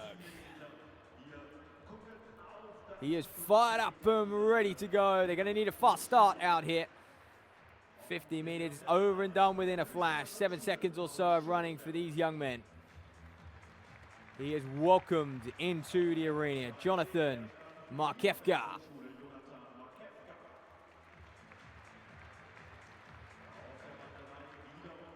Till Stossberg goes on the inside of him. Big pin-up numbers. That's something they're going to cherish for years to come. Volhurst. And Art Volhurst goes in 4. And in 5 next to him, Aiden Geimer. Looking relaxed, isn't he? Just shaking out up and down. Mats Kurske. I'm not sure how Barcelona jersey is welcomed in this arena. Mahir Lund then on the outside in lane 7. And he completes the lineup. So the under-12 boys, 50-meter final. Set to go. Schonenberg, Markevka, Starsberg, Vorhorst, Geimer, Kurskit, Lund, and Benning.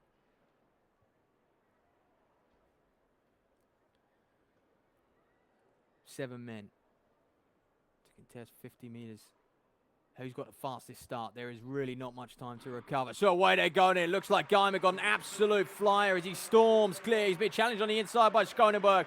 Oh, Geimer takes it 8:17 and just dips inside. Of course, Beal from the girls' race just before, but that was great running from Geimer. And it's all in that first 10 meters. He's going to be one to watch in the future, isn't he?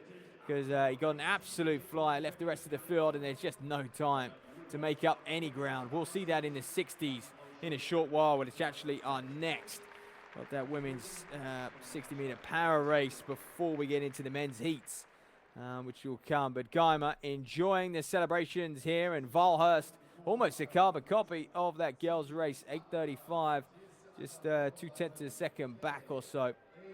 But look here, he was just up to his running, fluid stride, nice and tall, perhaps rocking his head back a bit. Who am I to critic these youngsters?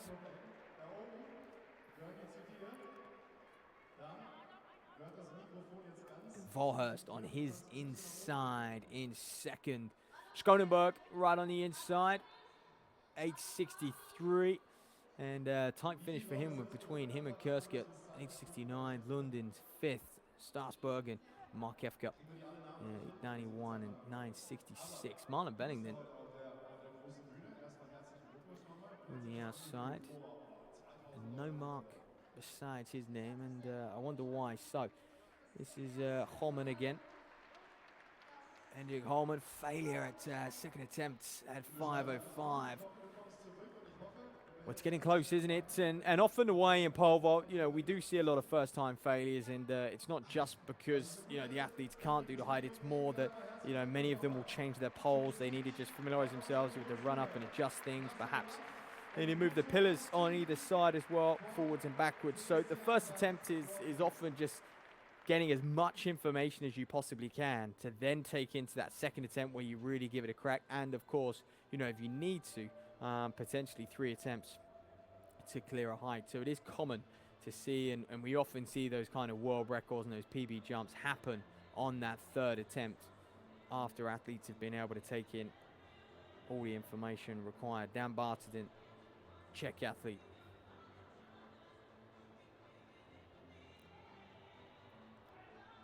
.505, first attempt for him.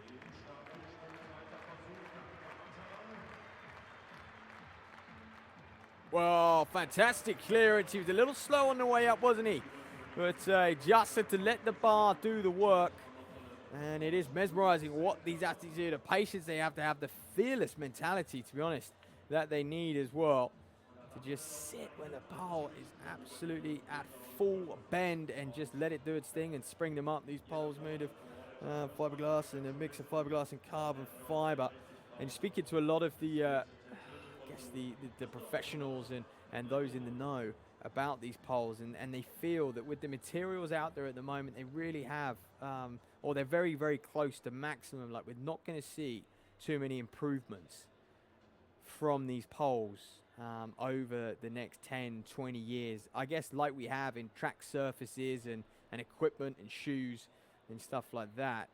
The poles have kind of, the development has plateaued. So it's going to be down to the athletes, you know, what can they do to really drive this sport forward? How can they train? What can they do differently to improve? And, you know, the likes of, I'm sure, Mondo Duplantis will share those answers long after he's done competing. Would he want to give anyone else the edge when he sits on top of the pole vault world by quite some way? So Barter, you can see him just changing and prepping his next pole. Athletes bring 5 or 6 poles to each competition.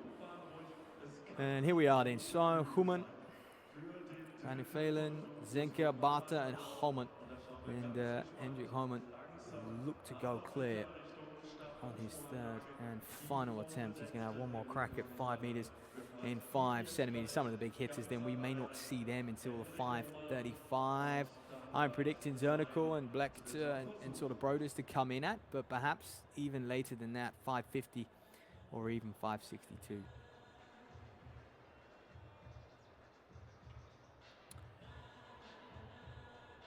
So our next event on the track will be this women's 60-meter para final. See them just setting up their blocks.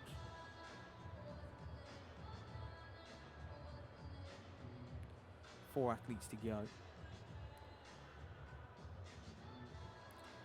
Catherine Muller-Rosgaard, Julius Vergerman, Zara Timink, and Jana Kleiman. Before we get to that, Hendrik Homan under pressure now to clear 5 meters and 5 centimeters to have an attack at his lifetime best. The bar after this will go up to 5:20. That would be 10 centimeters further than he has ever jumped before. 10 centimeters higher, apologies.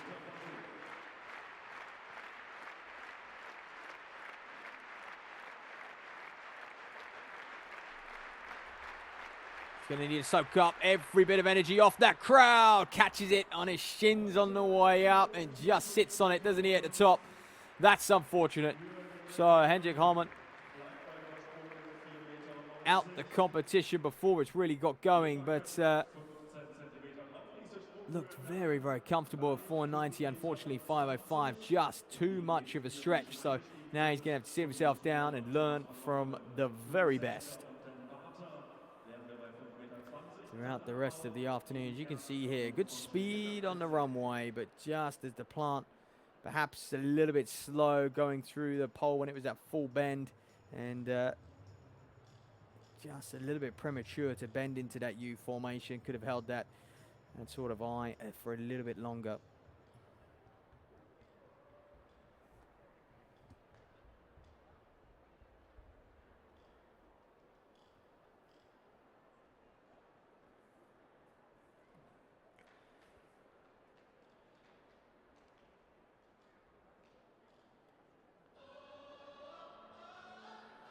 So this Paris 60-meter race almost set. It'll take place at 4:45. We've got 4 minutes or so for these athletes to just adjust their blocks and make sure they are ready to go get those final strides in. We welcome some of the crowd. Mentioned before how the meet organizers were absolutely delighted. They'd never sold as many tickets pre this event as they had before. So breaking records before the event got going. We've already had 2 meet records, 1 world lead. Meet record in the women's 200 from Jessica Bianca Vesely. And of course a world lead from Ogunlei.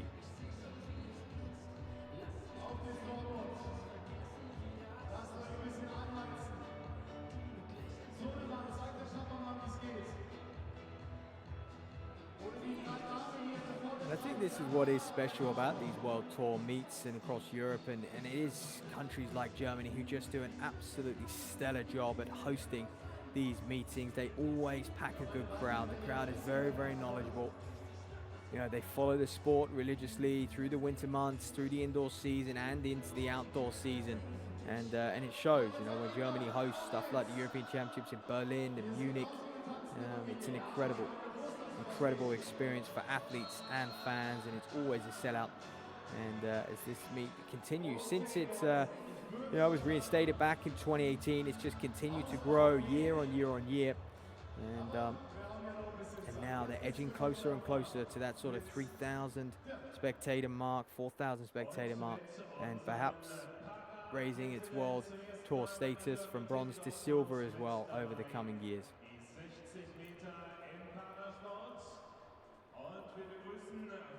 So then we look ready to go in the women's 60-meter para final. And Muller-Rosgaard, visually impaired, goes in on the inside. We'll call it in lane 3. So it'll be far right of picture for us once they get going, far left, and Timink there Zara Timink goes in 5, and it looks like Jana Kleiman will go in 6. So that means that we haven't got Julius Bergerman, who we thought she was going for. So just the 3 of them. And Modo Rotgaard, Zara Timink, and Jana Kleiman. This women's 60 power. All varying disabilities as well, so it's very difficult to judge the level of performance purely on who crosses the line first.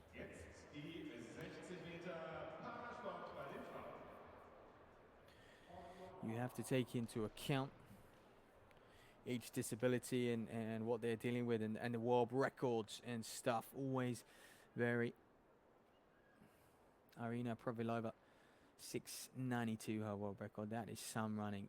9th set in 1993, and India Maybury, world lead of 7:11, set on New Year's Day. So Kleiman, Temink, and Murderrockgard.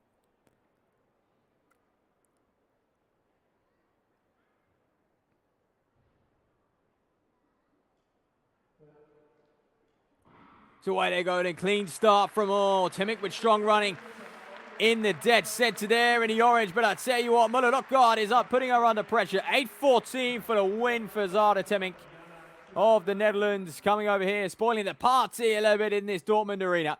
However, Jana Kleiman, strong run from her. She's the youngest by far, just 16 years of age is Kleiman.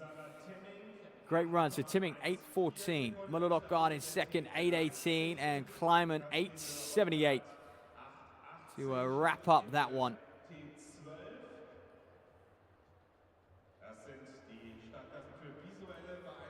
The meet record sign is out. I don't think that's a meet record, so you can see the organizer just keeping a hold of it there.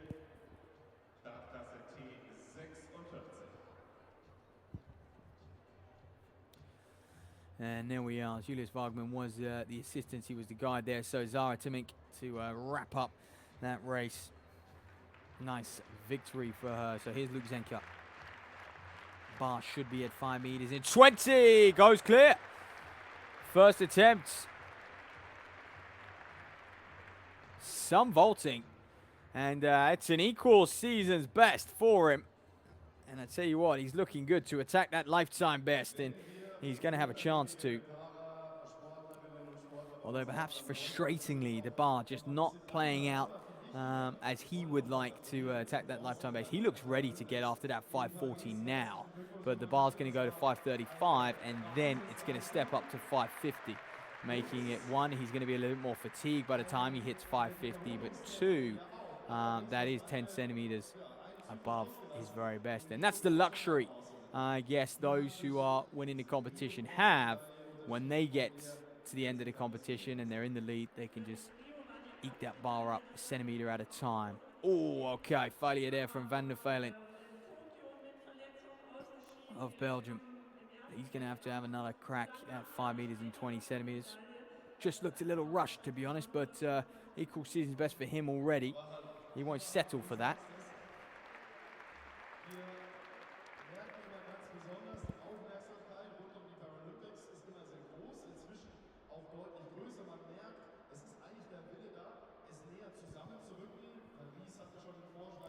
So welcome all if you are just joining us. We're around about halfway through, 2 hours in to this World Tour meeting in Dortmund.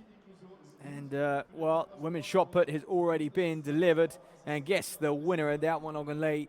Comfortable victory by a meter or so. And now we're on to the men's pole vault. Oleg Zernikal, one of the fan favorites, Ben Broders and Torben Black as well. Those guys are going to do battle later on. We're watching the early stages of this men's pole vault. Dan Barter struggling at 5:20. Took him 2 clearances to go at 5:05. Didn't like that one at all, did he? At 5 meters 20 there. Athlete from the Czech Republic. And we are waiting for the men's 60-meter heats are going to go off in about 5 minutes' time. Heat 1, Heat 2 will follow that and at 5 o'clock. Hang on, 5 o'clock. And that final, ladies and gentlemen, will take place quite shortly after.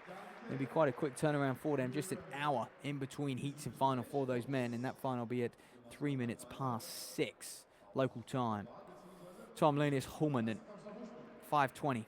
First attempt went comfortably clear at 5:05. Didn't like that, did he? Didn't even attempt it. Sometimes these boulders know. And well, an extremely dangerous event. And if you do go for it and you're not quite ready, we've seen some horror accidents in the past.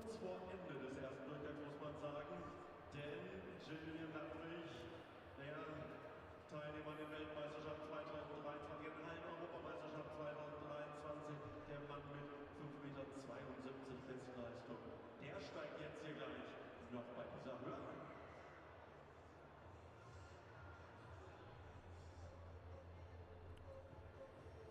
Here we are, it's Tom Linus Hulman. 5:20, proving a little bit difficult for most of these men. The only man who went clear on his first attempt, Luke Zenker, so it's well within them, but early season will give them the benefit of the doubt. Gillian Ludwig, he enters the competition now. Oh, just nicking it again with his shins, wasn't he? It's tough for Ludwig. He's certainly going to take that on board, though. I can almost guarantee it. He'll go clear on his second attempt. Just perhaps had a little bit too much speed going into it, and it is a good thing to have that much speed. You need it. You need to be able to transfer that into the pole to get up over it. But just came on it too quickly, so he'll probably put those pillars back a touch.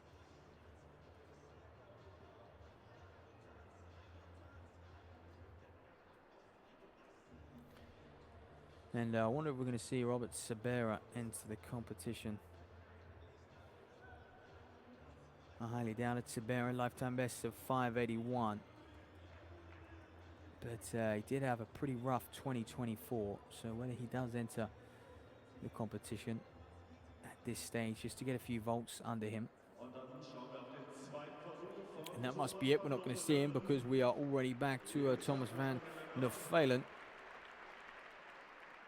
Oh, had the height, didn't he? Just couldn't quite propel himself over and arc his body enough to get over that one. So, 2 attempts, 2 failures at 5:20. Looking in a good place to go clear on his 3rd attempt, though. He really is. All right, then. Here you are, ladies and gentlemen. This is heat 1 of 2 in this men's 60 meters. On the inside in Eddie Edmund of Germany. He goes in 1 at that Bayer Leverkusen club colours, and not to be mistaken, of course, although it's red of the Olympia Dortmund club. Yeah, Eddie Redmond, lifetime best, 6:78. Yeah, on his inside, Kadira Onoa of Germany, 6:65. Certainly a man who can push to make that final. Of course, it will depend a lot on what happens in Heat 2.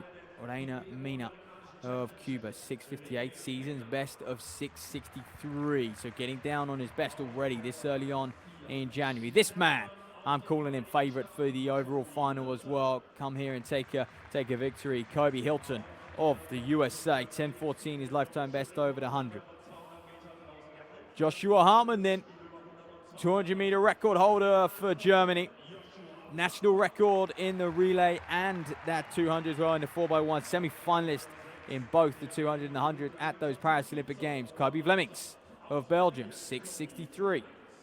Lots of these men, if they can get near, if they can be consistent enough to produce 6:60 on multiple occasions, they're going to be in with a chance of taking this one. Daniel Hoffman, another guy with a lifetime best in the 6:6s. 6:80 by the way, this early on in January. That's not a bad season's best at all. And Hristo Iliev of Bulgaria, 6:76. He goes on the outside. So eyes on Hartmann and Hilton. These two we'll potentially be looking at to really contest that final as well. So they're going to get a good matchup on each other in the heat. Know what they need to do in the final. Nerves of them. So much depending on that start in the 60. You get left in the blocks. It's so difficult to claw back There is just not enough time.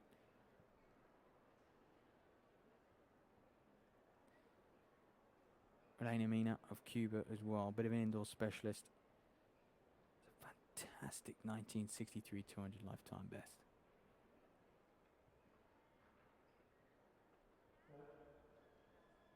It's a good start from Hartmann as well, and Hilton, who's going to look to edge clear. Kobe Hilton, Hartmann on the line, 6:58. And I mentioned 6:60 in that realm would be good, but how about that from Joshua Hartmann? Electric. And alongside him, I would say Hilton got slightly the better start, but Hartmann up into his running, and an equal meet record already. And we're in the heat. He's relaxed, he's fired up, and he's got an hour to go get himself ready, turn around, and turn up for that final. Kobe Hilton in second, 6:60 for him, season's best. And Mina in third, 6:68.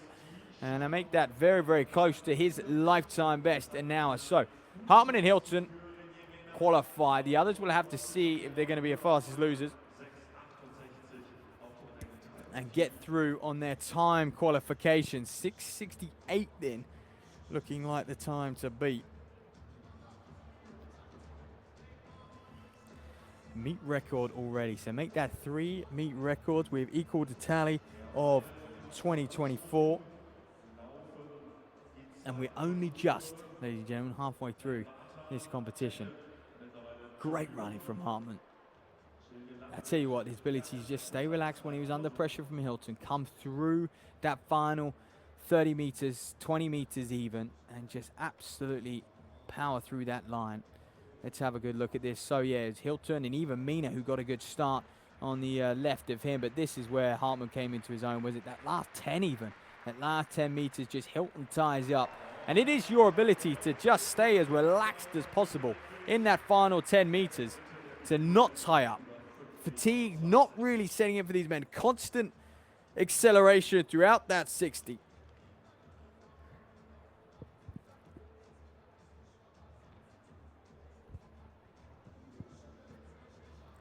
Good information there from Gillian Ladwick of who's gone clear at 5 meters and 20 centimeters.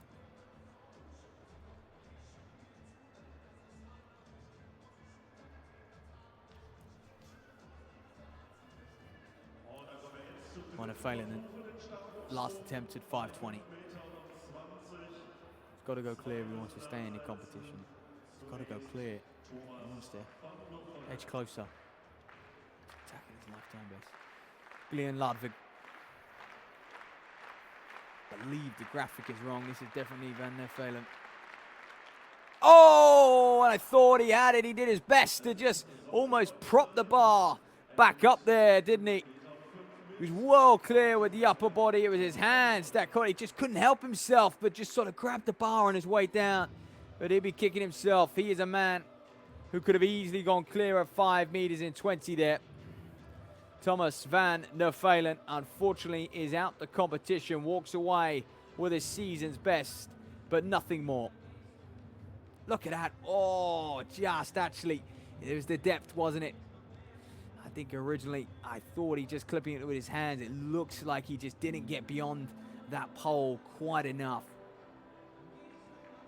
And then just does, yeah, you can see he does his best to just put that bar back up there. It's, can't quite get clear of it, but he'll be happy enough in his competition so far. Ooh, Sarah Human's not his day either. Yeah, Somlina Suman. He goes out to come to bows out now. 3 attempts at 5:20, and that's a very short competition. He'll be disappointed.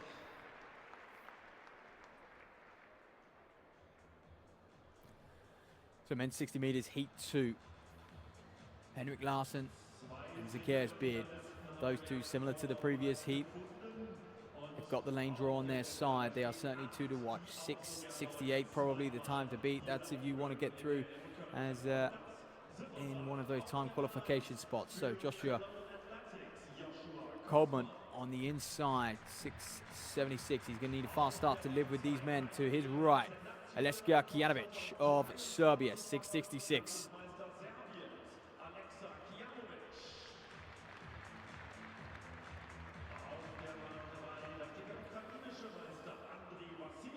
Andriy Vasilyev of Ukraine, European under-23 bronze medalist in the 4x100, 661 his lifetime best. Henrik Larsson then, 653. Well, he's certainly a very, very experienced 60-meter runner. 10.08 national record holder for Sweden. Went to Olympic Games, representing them there. European indoor bronze medalist, by the way, from 2023 when he ran that 6:53 national record. Zacchaeus Beard, over from the USA. Long way from home. Looking to grab some prize money and world ranking points in Europe across the next few weeks. Marvin Skute.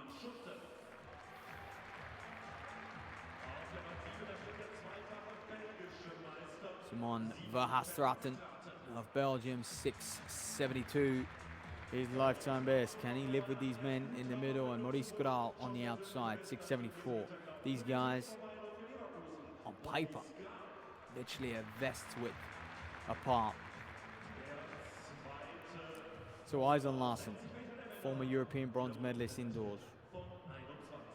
And eyes on Beard as well. 10.04, by the way, his lifetime best over the 100. 10.00 with a following wind. And adjusting to life outside the NCA. Got 8th in the NCAs last year over the 100.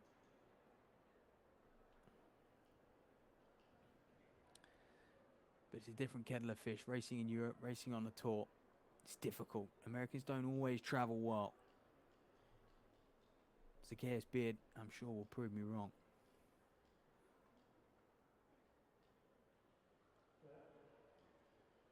So slow to rise was Beard. Shorter of the two, isn't he, compared to Larsson, who's going to power through. Beard's going to take it on the line. 6:65. Much slower than that previous heat. And we're not going to get too many time qualifiers from Heat 2. But, yeah, Beard was slow to rise. And then he was just slow to get away. Had a lot of work to do to close up on Larsson. The much taller of the two. But Beard, nonetheless, takes it. 6:66. Waiting to see where Larsson came or who got that second qualifying spot. It was Larsson. 100th of a second between him, look. But look how close he was. Verhastraten of Belgium, 6:69 with a lifetime best. Now that may well be enough because Mina and Noah was 6:68 and 6:68, yeah, tied on 6:68. So I think he will qualify. Let's have a look at the replay here. You look at Beard's start, just a little bit side to side, a lot of rocking going on. Once he got into his running, his leg speed, his turnover, plenty good enough to get past Larsson on the line.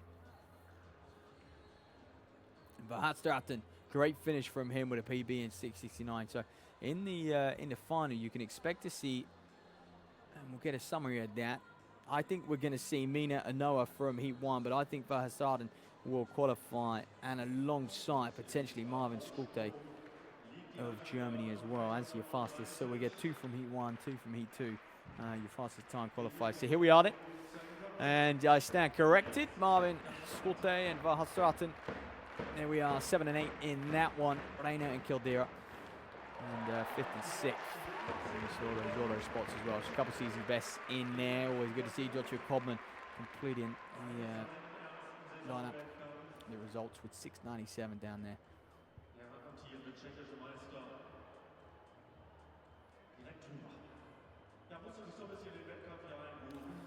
So Dan Barter then back over to this pole vault, where are we then?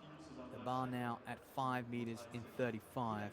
And you're looking at Dan Barter, who has just gone clear. You can see by a graphic at that height. Despite weirdly struggling at 5:05 and 5:20, 2 very routine heights, he's now gone clear at 5:35, and that will fill him with a heap of confidence, Dan Barter, as he'll now look to attack at 5:50, and that's probably where we're going to see a few of these heavy hitters, the big names, the big guns, enter the competition.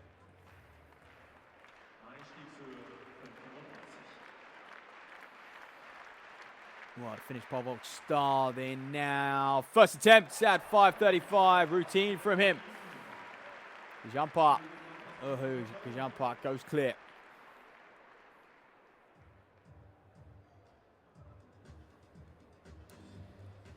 Finnish national record holder. umpire 7 times their national champion as well, and the World University Games champion. 540 his season's best, so edging closer to that. Great bowling for him. So the 2 men have gone clear, Gajampar and Barta. Luke Zenka, who had that perfect scorecard, but did open his campaign at 490. Perhaps a little bit of fatigue setting in because failure in his first attempt at 535, although he is starting to get near his lifetime best. Oh, I was gonna say it's a very, very close clearance. Was a better, but the opposite, Gillian Ludwig, 535.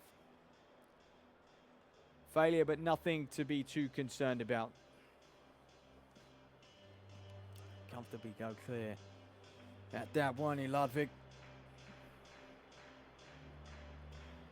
This man's pole, like I said, world lead at the moment, 582, Menno Vloon. I think that could go down today. We could have another world lead. The meet record of 595 is going to be tough to challenge for 2022 Casey Lightfoot. Look what he's gone on to do, 6-meter vaulter.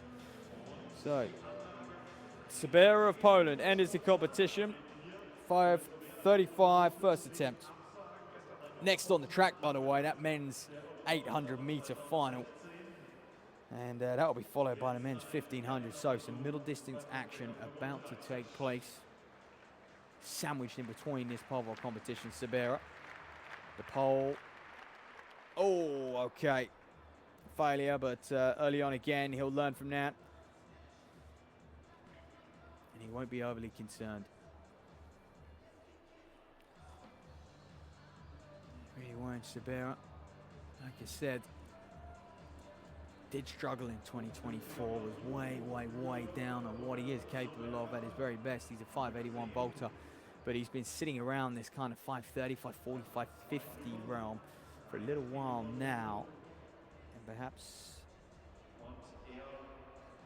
might just need, you know, a bit of a change and perhaps just riddled with injuries.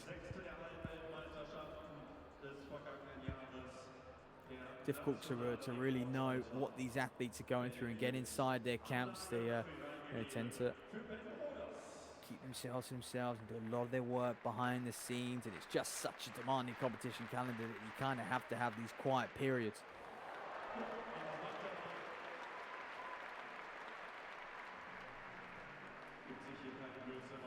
Great vault in there from Broders. As expected, comfortable clearance at 535. So starting to see a few of the men who I was expecting to see at the 550 coming in a little bit earlier. I think they just want to familiarize themselves with things, get back out there. It's a season opener for a lot of them. You know, the only man who's opened up his campaign is Torben Black, who you might see World University Games silver medalist. And that was in 2019, World University Games gold medalist, of course. As 2023 was Gajampar, who's also in this competition. Well, Zernikul, surprisingly, now going to open things up as well. Here we go. European bronze medalist in Rome in 2024. Represented Germany at those Olympic Games, finishing 9th. Had a stressful period where he no-heighted at his national championships. Of course, that was where he was trying to book his ticket for Paris and be on that plane and represent his country. In the end, he went anyway. Selectors making a good choice to take it up and over comfortably. 535. As you would expect from a man of this caliber.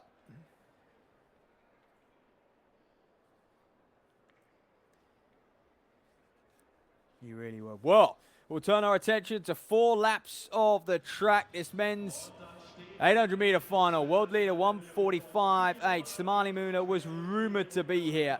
And I think a late withdrawal means he will not contest this men's 800. However, okay, Charles on the outside. 152 lifetime best. I believe he is going to be pacing this. Otherwise, he's going to be a little out of his depth amongst some of these men in here. A lot of sub-150 runners. Here we are, Patrick Zirodacki of Poland. And alongside him, Polk teammate Marseille Varderka, also a 147 runner. Pair of those two. Noah Kibet, perhaps the favorite for this 144.98. Can you believe it? Just still 20 years of age. Seems like he's been on the circuit for ages. Won a world indoor medal in 2022. 146, his lifetime best indoors, 0.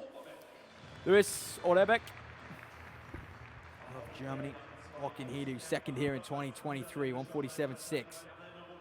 Second last year as well. Brown Bugle, 146.98, Dutchman.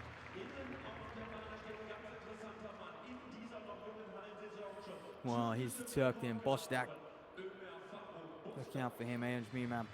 Pretty poor 1500. Did represent Turkey at the European Cross Country Championships though. Was 56th out there.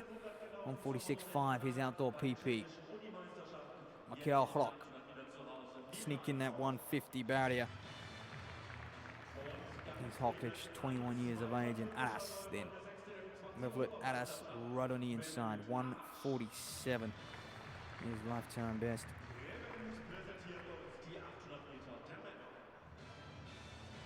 He could cause a bit of an upset here, Adas, if he gets it right.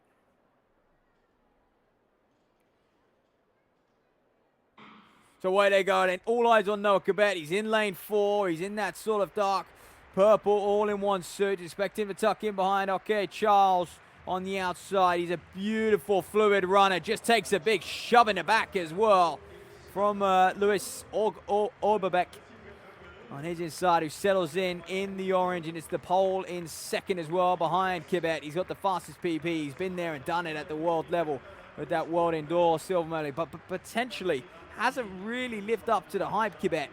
And you think, spent a bit of time training with that Union Athletic Club as well.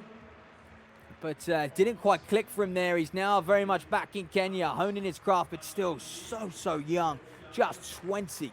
At the time of winning that world indoor medal, 17 years of age. So 51.6, that is lightning fast indoors as well, ladies and gentlemen. That's 145 territory. So can they hold it together? It's very quick. And I tell you what, the pole in behind him, Marcel Varderka, is running super smoothly.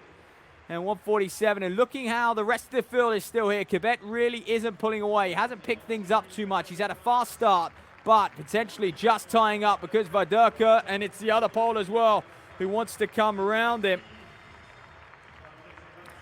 at this stage, and those two are going to go toe for toe, and it is. Look at this. He's stolen a march, hasn't he? Aburka's in there. Bozdag's in there trying to give chase down the far side as well. Oberbek is struggling, but Kibet's not going to let this one go. He's experienced, and he's going to try and slingshot off this final bend. Jaworski of Poland just tying up a little bit, and it's the world class of Kibet who's going to get there online, or is he? It's the arm out that goes. 147.5, ladies and gentlemen. Zerdacki of Poland, I think, takes that. Oh, goodness. Noah Kibet. Sometimes when you're the favorite going into a race, you feel like you have to just go to the front and get in behind the pacemaker. Could he have been a little smarter? He got dragged round to electric first lap. Just paying the price. I think that one goes to the pole. Puts his hand out. 147.5. Robert Farken, remember last year, came here 147. He does indeed. Look at that. 200th of a second. Zeradatsky takes that one. Noah Kibet in second, and Varderka in third. Great running from this man, and Alas Bozdak a little bit further back in fourth and fifth. Oberbek in sixth as well. 150 and Bugle 151. And that is the carnage of the 800 meters, ladies and gentlemen.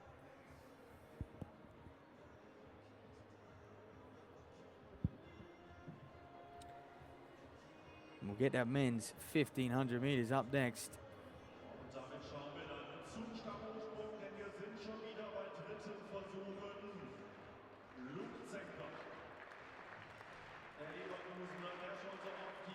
Patrick Zeradatsky, 147.52. Luke Zenkadin to stay in this competition. Got to go clear at 5:35. He's getting close to his lifetime best.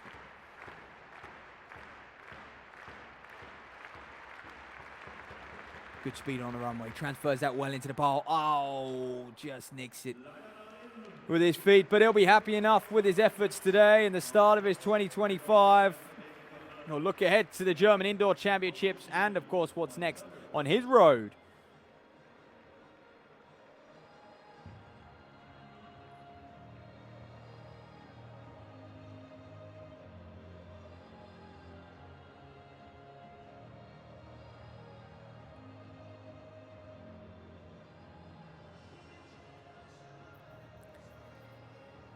So this men's pole vault competition getting to the crux of it, really. I think we're going to see a lot of men start to bow out at that 5:35, 5:50, and we really are going to be looking at the likes of Zornical, Broders, Black, Sabetta, who are going to contest.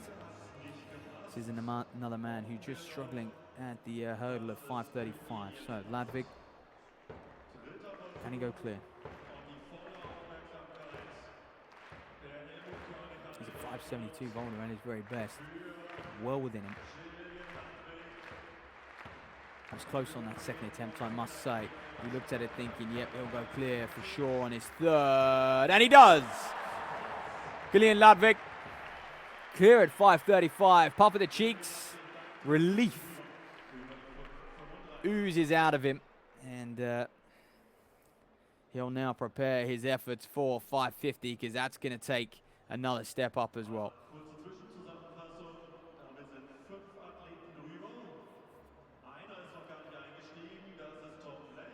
Good bowling from him, though. Really, really strong indeed. Gillian Ladvig. Well, I tell you what, is the men's 1500 weight. They're going to be on the track in 10 minutes. That women's long jump competition will be getting underway. We'll introduce them to this arena. So we'll have the men's pole vault and the women's long jump going on. Sabera at a pole, comfortable. Goodness me, that was very, very comfortable from him. Going clear at 5:35. I think the only surprise here is that it took him 3 attempts. More than anything, I think that would have surprised him.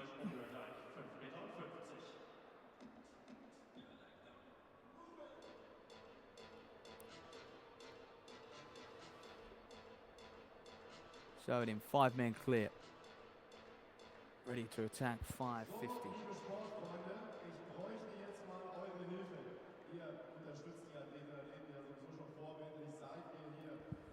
Here's a women's long jump competition.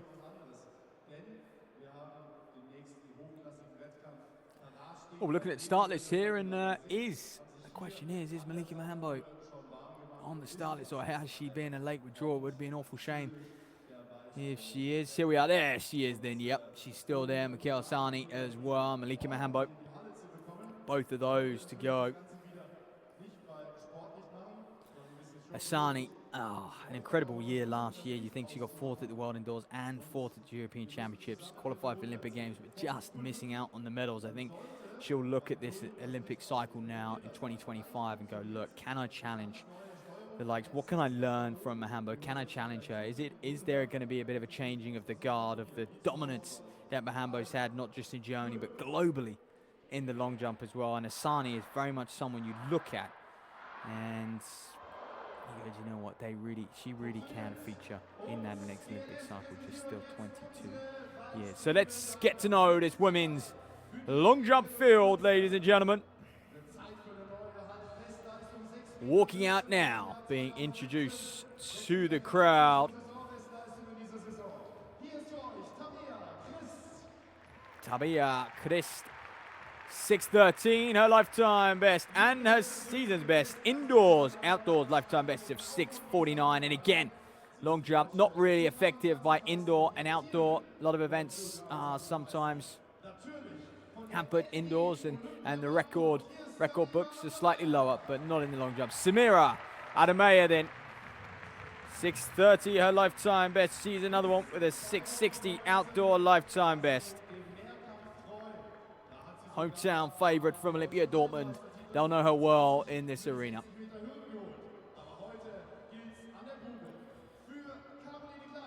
Wow. Caroline Klein then. Next to be introduced. Late addition, by the way, to this meeting. Happy to be here, though, nonetheless. And this athlete, Grunwald of Austria. Yeah, and it's this arena, Ingeborg Grunwald, 6:42 lifetime best outdoors. Philippa Fotopoulou of Cyprus, 6:53. She was 5th here last year. Fotopoulou.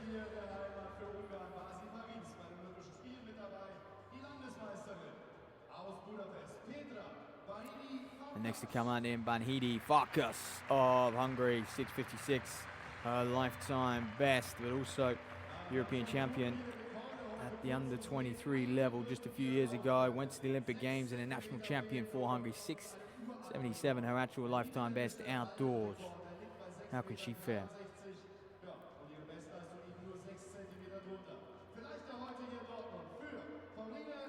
So then Pauline Hodema of the Netherlands again, another one whose lifetime best 6:76, 69 outdoors.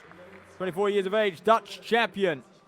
Represented the orange in Paris in those Olympic Games as well. Tilde Johansson, the Swede, being welcomed to this crowd in this dark arena. Will she be lighting it up in a few moments' time?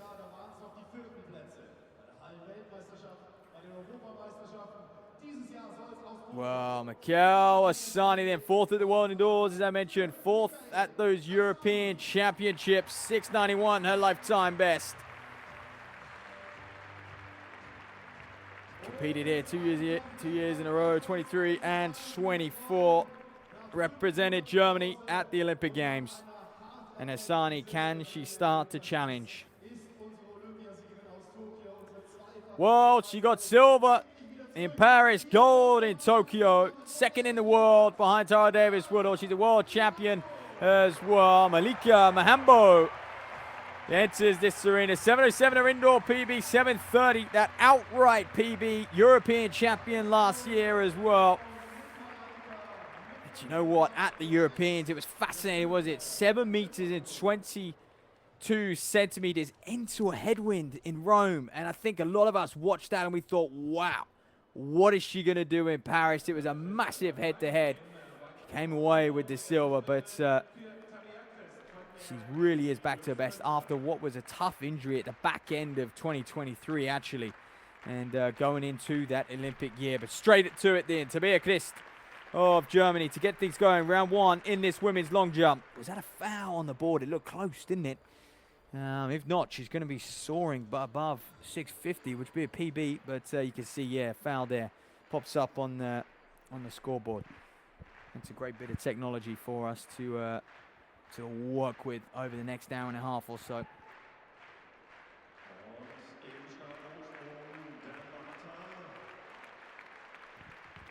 Dan Barter doing a fine job. Oh, 550. Proving a little bit too much for him at the moment.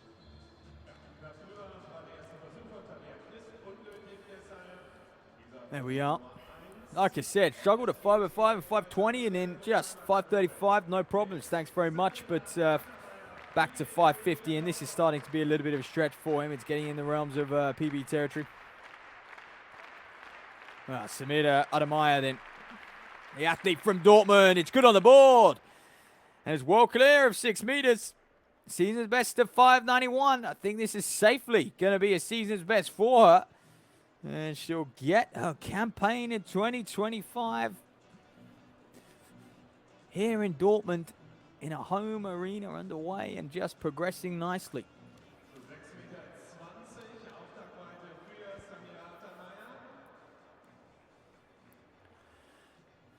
Kujampa then. Finnish athlete. Dominates the pole vault, untouched, really, unchallenged in Finland. That's why athletes like him, important to seek better competition, get on the circuit, boost your world ranking points. try and qualify for those European Indoor Championships, potentially even the World Indoor Championships. Can he go clear at 5:50? Not quite.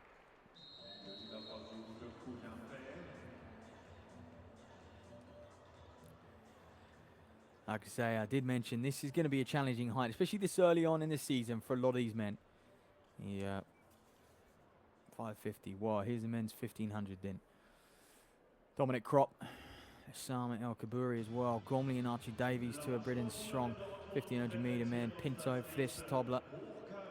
All guys to look out for in this men's 1500. 3:35 that world lead. They'll do well to get near that. Maria's props came here last year and won. He's certainly a man to look out for. 3:34 outdoors, second at those German 1500 metre championships, and did represent in Paris at the Olympic Games. Mikael Rosmus then, also another man who is just finding his old form, now being coached at in Ireland with the Dublin Track Club, 8th at the Olympic Games in 2021, and that sort of performance, you looked at him and you thought, right, is he going to kick on from here? But has struggled the last few years, that last Olympic cycle, but he is the 10 times national champion of Poland. Filip Sasinek then, 3:35 outdoors, bronze medalist back in 2017 at the European Indoors. Marius Prost then, won here last year, 3:36 his lifetime best indoors. He knows how to win in this arena, he enjoys it. And I think he was a bit of a surprise winner last year. Found himself at the front of the field going into that last lap and held on. Rosmus does not mess about. Well, Abdurrahman then, another man to look out for, and he really is an unknown as Abdurrahman. He's just 19 years of age, and there's not too much we know about him or what he can do.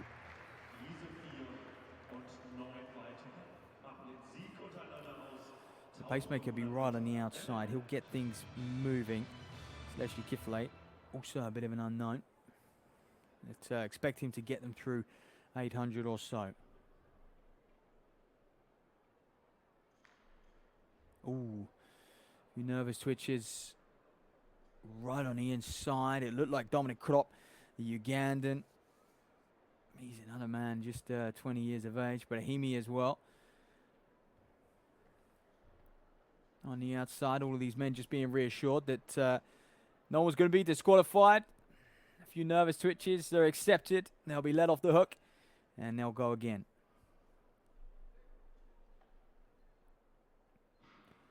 So men's 1500 underway here in Dortmund. It's always a messy start through this first turn. Pacemaker, Brahimi looks to go to the front.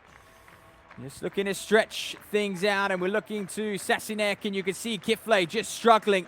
And I think he does want to get to the front and just move things along, stretch this field out. You want single file, but you want relaxation through this first 300 meters. Prost then, looking to do what he did last year, filing him right in behind Sasinek, perhaps the reluctant leader in behind the pacemaker. 28.8, that's a quick opening 200. Dominic Krop in there as well. And it was more that just that acceleration wasn't over the last 100, which would have done the damage. So they're settling, and perhaps we're going to see something more in the region of 58-second laps, or shall I say 2 laps indoors. That's going to be a good rhythm for these men. It will set them up to attack, you know, that meet record of 3:36. Isaac Adair of Portugal, and that's more like it, 58.0 then. Smooth running, so not much to report early on. This is exactly what you want. Krop in there, Abdurrahman in behind him, Prost in behind him, Sasinek as well in 4th. So the Ugandan is another little bit of an unknown man in this field. Dominic Krop, what can he do? We have very, very little information on him, bar a 3:48 lifetime best, but that was from a few years ago. It hasn't really raced much since then.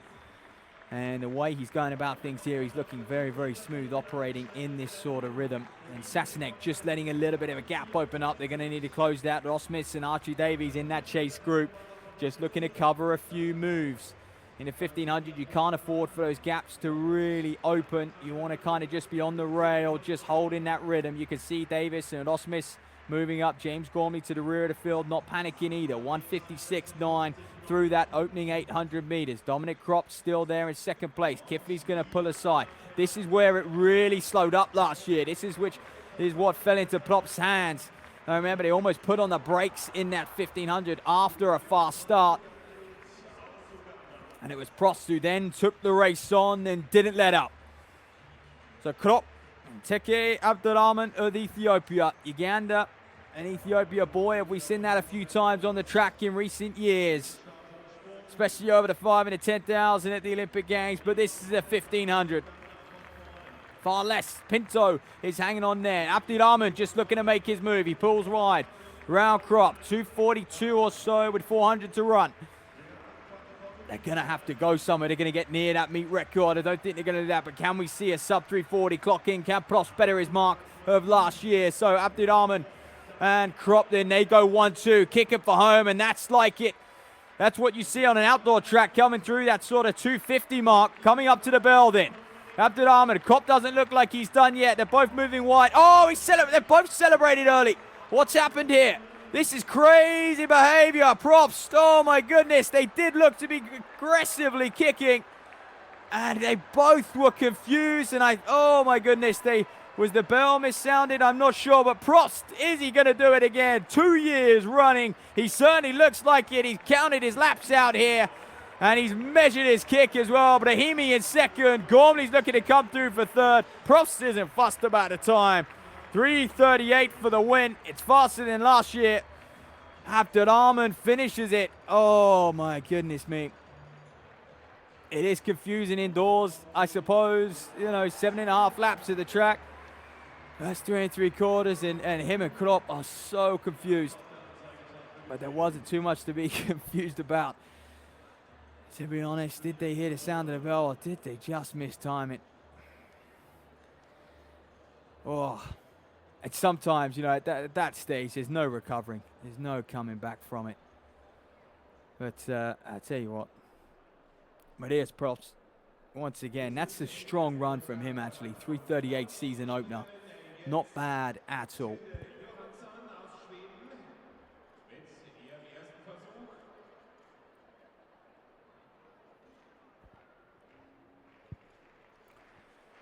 Well, Torben Bleckden in this men's pole vault. On the Bayer Leverkusen club, 6th of those European Championships in Rome. Looking to go clear. Bar at 5 meters in 50, and he does. And I tell you what, not many men have. And he's just come into the competition. He's the last man to enter the competition, goes clear, and the risk has paid off for him.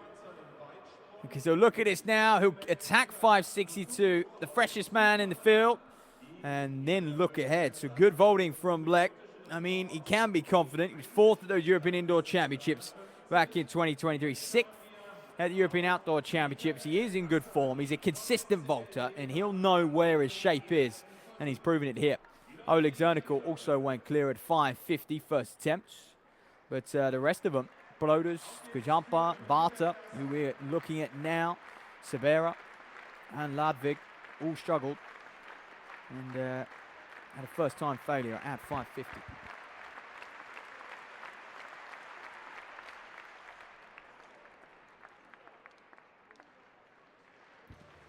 Dan Barta then looking to the crowd to help him through his second attempt at 5 meters and 60.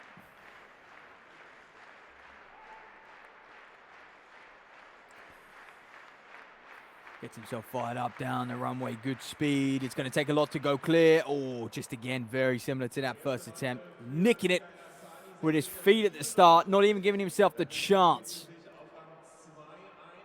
to see where his height is and if he is actually clearing it. So he's just coming on that bar a little bit too close. Just a little bit too much depth there. So Malika Mahambo to get her competition underway in the women's long jump. Another Olympic champion. 2 have graced this indoor arena here today. One of them came and conquered earlier on in the afternoon. Ogunlei in the shot put. Mahambo to go in the long jump. 6:53, by the way. for the Paolo of Cyprus leads. Asani in second with 6:47. These are all marks well within Mahambo. Oh, that's good on the board, and that may well be enough to take the lead in this competition. Meet record 682, caddy from 2021. Mahambo will want that as well.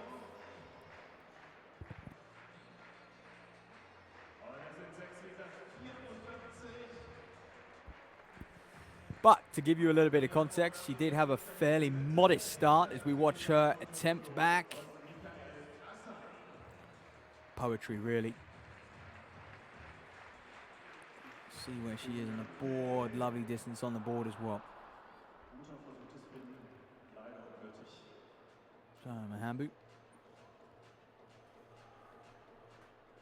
Haven't had a result come up on screen though, but I can tell you 6:44. So Mahambo sits in third. Asani ahead of her, who I mentioned is, starting to rival Mahambo a little bit closer, take her closer in these competitions. Into the second round. De Veerkrist fouled in round one. Just looking to get a mark on the board now. All athletes, by the way, are going to get 6 attempts. Oh, it's a foul again. Oh, my goodness. Bit of a dangerous landing as well. I think she knew she fouled. So didn't bother going through the hitch kick phase, but then just almost like dive bombed a sandpit. And yeah, all okay. Might be carrying a little knock. Looked like a hard landing, but survived it. Here goes Ludwig. Ooh. 550. Proving challenging for a lot of these men. That's his second attempt.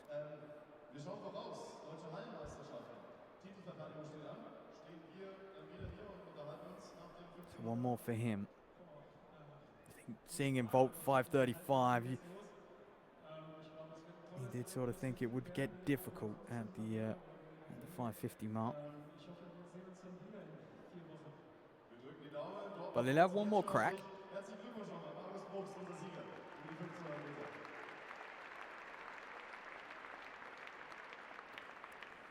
So next on the track, after that men's 1500, it's coming up at 5:37. Literally in a minute or so's time is going to be the men's 60-meter para final. So Sabera. Clear. Oh, easily had it on the height. Not enough depth, just came down on it. And unfortunate from him. And he's just looking a little bit frustrated today, isn't he? So his body language, he's not looking very pleased with himself. He's not taking too much from each vault, and he's just looking a little bit labored at the moment is Sabera. So he needs to snap out of that if he's going to go clear at 550. So this para final, the men's 60-meter final will precede it. And they'll be up next. That's 3 minutes past 6. In fact, in between that, I do apologise. We have got the women's 60-meter heats. So Nico Lucht of Germany goes in 1. Joel de Jong from the Netherlands goes in 2. 796. And Marcel Botger guide goes next to him as well. There's de Jong, as you can see, being introduced, and Botger. And his guide, Alexander Kozenko. Outside of 722. These guys are going to compete out here. Pierluigi Bumberg of the Netherlands, 705. And as you can see, a lot of these athletes all having various disabilities, so it is tough to determine. They all have slight be in different categories out there as well. And Van Bergen of the Netherlands making the trip over. And Martin Blue of Germany, just 19 years of age.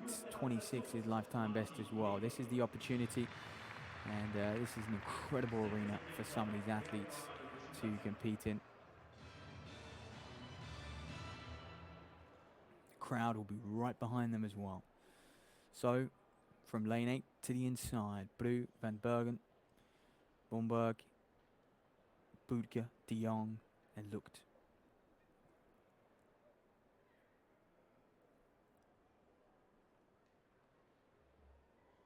You can see the guide just helping Boutberg into the blocks. Chemistry needed to pull this off.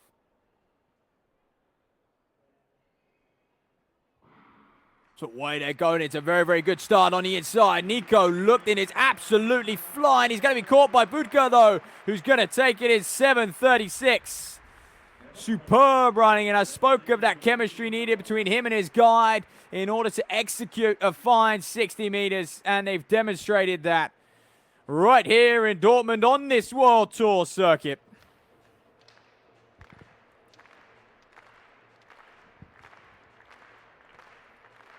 Mega running from Boutke. And we'll have to have a look. The rest of it was a bit of a flash. Who got second? Because Nico, look, despite his fast start, did seem to tie up a bit.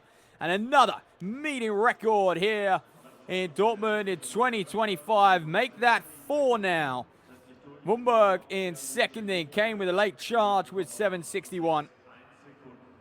And in behind him, looked in 7:63. Nice lifetime best for him, being rewarded for that electric start. And De Jong there, and Van Bergen, another lifetime best in that field. Blue finishing up in 6th place there with 8:46. So yeah, I'll tell you what, great running from all of those men. You can see, look, started. Here goes Bomberg as well. Once he got that momentum, he was away, dipping. Looked for second and third there, you can see. And but yeah, there was no stopping Boutberg out front, was there?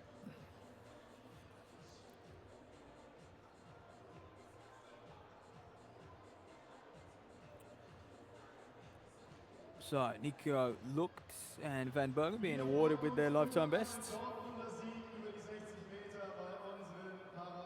making it a memorable race here. So next on the track will be that women's 60. And you can see that is off in just a few minutes' time. I'm sure we'll cast our eyes, get back to that men's pole vault. Women's long jump also taking place at the moment. Bar at 550 in the men's pole vault, and a lot of men struggling with that. The only two to have gone clear, Oleg Zernickel and Torben Black at this stage. Both of them going clear on their first attempts. Ben Broders due his second attempt. However, women's long jump, check in with that as well, and it's still for the Paulu who leads the way. 6:53. Yeah, second attempt for her, foul there. Equal lifetime best for her. Yeah, that is their indoor lifetime best. 6:68 outdoors, 11th at those European Championships in Rome last year. So Ben Broders to try for 550 and go clear, well within him. Yeah, that's it. Oh my goodness. When did that bar come down with him? Absolutely, but he is frustrated with that, and rightly so. Absolutely baffled. Looked like he soared above 550. And then the bar seemed to just follow him down. Difficult to tell with that camera angle, but the bar just seemed to follow him down. He just went well clear of it. Work to be done for Broders. So these women's 60-meter heats, this will be the last, the final will be the last race of the day. Brooke Ironside, you can see, by the way, she already has appeared in the 200. Amira Young was due to do the 200 as well, opted just for the 60. So Viola John goes on the inside, 7:48. And lifetime best, the German. Third edition, good opportunity for her representing Olympia Dortmund. And Milana Tananic of Serbia. Sina Meyer then 7:30, very close to that already this season with her Sina best. Third at those European Under-23 Championships a while ago, back in 2017, but still it showed promise as a junior athlete. Sixth at the World Championships in the 4x1 in 2023. So she's been developing very, very well. Spanidaki Hatzariga of Greece. 740 here last year, 13 times Greek champion. Poncharenko then, another athlete to look out for, just 20 years of age, 2 times Ukrainian champion. Ran a lifetime best at those national champs. Basant Hamida of Egypt. Keep an eye on her. And right on the outside, in Ironside of Great Britain and Northern Ireland. 7:37. She ran that actually just a week or so ago. 3 races on the same day and proved she could handle it. She's doing the same here, operating in that 200 and now in the heats. And should she make that final, which she'll hope to, very evenly match this women's heat 1 of the 60 meters. A lot of athletes in at 6:30 range. And unfortunately, Amira Young, who was due to go, is a late scratch as well. So not only did she not run the 200, she has not appeared and lined up to run her heat.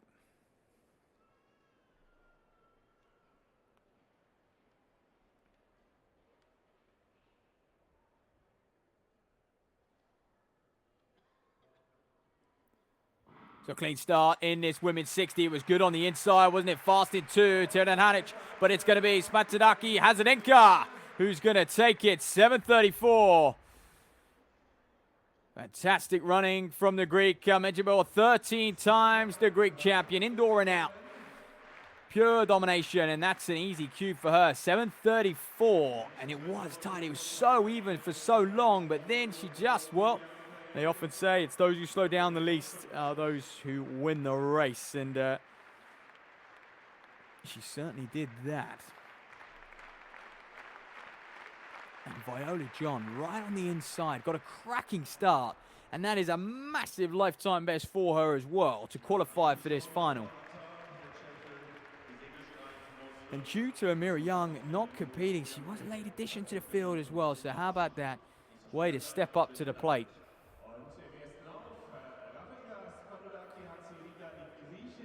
Spanidaki Hatzariga then. Great performance for her, and this is just a quick results summary. It's awfully close. We're looking probably at, well, Brooke Ironside has a chance with 7:52, but more like probably 7:47, 7:44 to get you qualified as a fastest time. As a time qualifier for the final. Heat 2 next on the track. In between that, though, let's catch in. Let's check in with this men's pole vault. Gillian Ludwig did a good competition so far. Cleared at 5:35. Now just struggling at 5:50. Is this height a touch too far for him? And now with a 5:72 lifetime best. This is nowhere he hasn't been before. He knows how to clear 5:50. Can he do it on the day? Good speed. Oh, not today. Not today. Bows out here. Thanks to the crowd who have been amazing. All 2,500 of them piled into this arena. And Ludwig, unfortunately, 5:50 did prove too much of a challenge for him.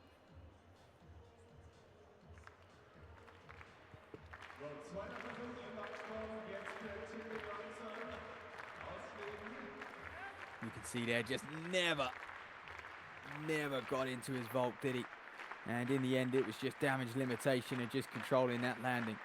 Okay, then, Robert Sabera of Poland. The European Indoor Championships in 2023 as well. Didn't manage to get a mark under his belt in qualification.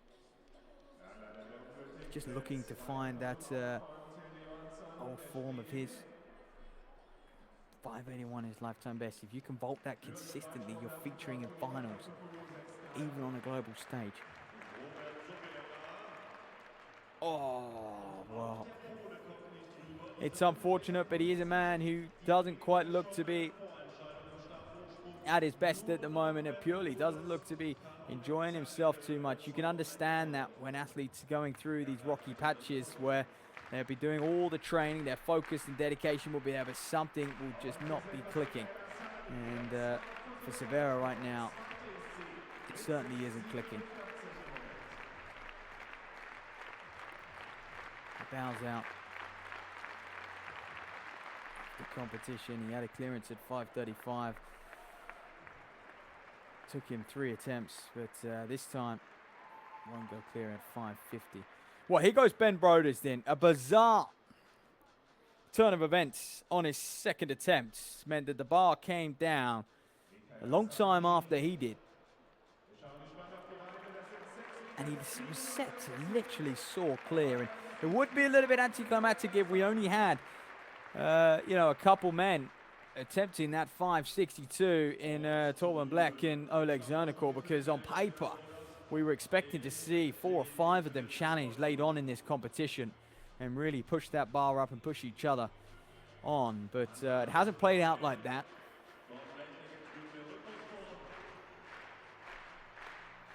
And Broders of Belgium.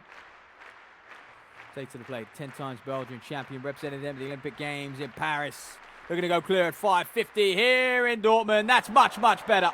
That's virtually what happened last time, but somehow the bar came off and came down a long time after he did. That was comfortable and showing his class, really, Broders. He's competed on much, much bigger stages than this. Malika Mahambo then, 6:44 in round 1.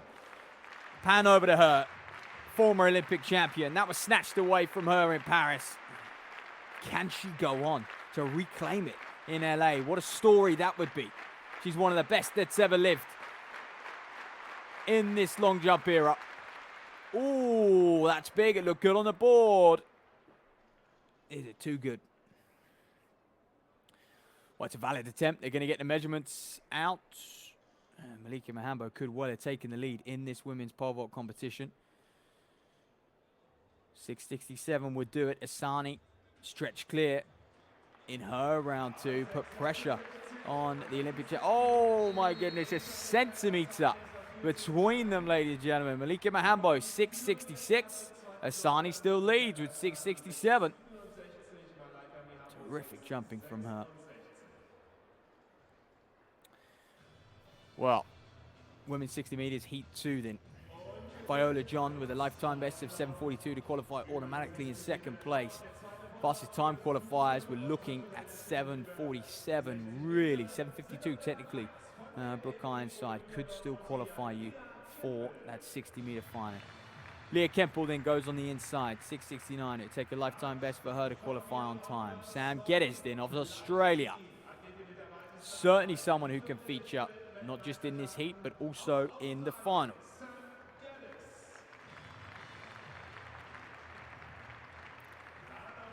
Alongside her, Talea Peppins ran the 200 also, 7:43 season's best, 7:30 lifetime best. Peppins, one of the few athletes who's already got their season underway. Wow, Mordalina Stefanovic then, 7:19 PB. She was first here last year. She likes this track. She likes this arena. Represented Poland at those Olympic Games.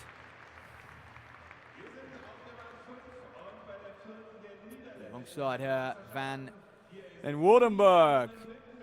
Can she push Stefanovic all the way?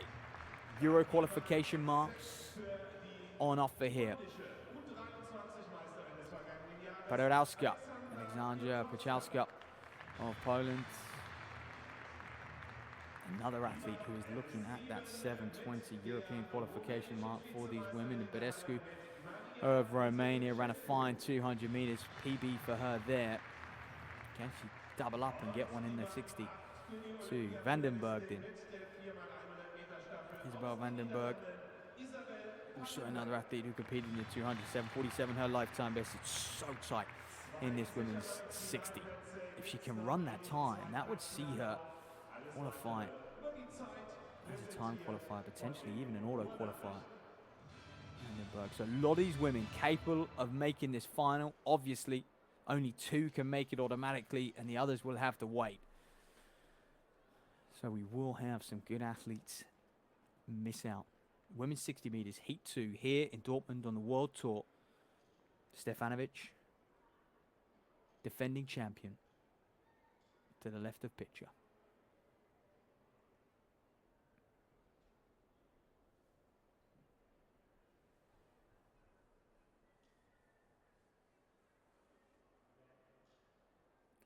All eyes on Stefanovic in 4, then it was a slow start for her. Pacheskova on her outside, and right on the inside, Sam Geddes of Australia is going to take it 7:30. Where on earth did that come from? That's a lifetime best for her. Her start was incredible, and she just didn't look back, and I think the rest of the field are shell-shocked. They got blown away, and they just could not get back on terms with Geddes. I think it was a 2-0 advantage. She was in lane 2 as well. And a massive lifetime best. Cracking run. And just watch this. An absolute flyer through the drive fest. Stefanovic, I thought, was going to get into a run. He got nowhere near. And it was, of course, the other pole, Pacheskova, who came wide and clear at the end in 6 to challenge Geddes. So those two go through automatically. A defending champion upsets here. However, I think she is... the likes of Stefanovic and Van den Wildenberg will both qualify on time. Look at, yeah, it's a much faster heat, isn't it? So I think even down to Plepens will, Plepens will just miss out. I think Vandenberg might have to wait. Lifetime best for her. And I mentioned, didn't I, she would have a good chance if she ran a lifetime best, and she certainly did that. She delivered. So, few PBs and a few seasons best in Heat 2 of that women's 60. And Sam Geddes, where did that come from? But incredible sprinting. And she will be excited, not only for the final, but what this indoor season may now bring for her throughout 2025. Samira Ademeyer, PB was 6:44. Wow, that is very, very big from Ademeyer as well. Is that going to challenge for the lead? Going from strength to strength, and it would be something. I mean, when she jumped that 6:44, she went equal to Mahambo, the former Olympic champion. I'm sure she would have been pinching herself. You know, is this really happening? But there's always a time where your heroes become your rivals. Oleg Zornical. Oh, didn't like that, ran through it. Frustrating for him. Zornical at 5:62. And this men's pole vault competition, for one reason or another, hasn't particularly got underway. It's not quite the fireworks we were hoping for, to say the least, but there is still time.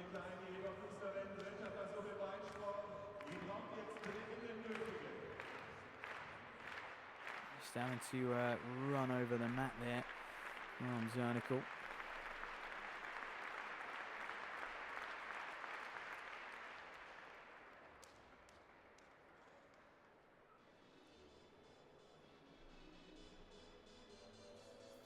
So it looked like Tabea, Caroline Klein or Tabea Christ in the long jump there. A couple pounds her. Torben Bleckdin, well, this is a chance for him to go clear and go into the lead.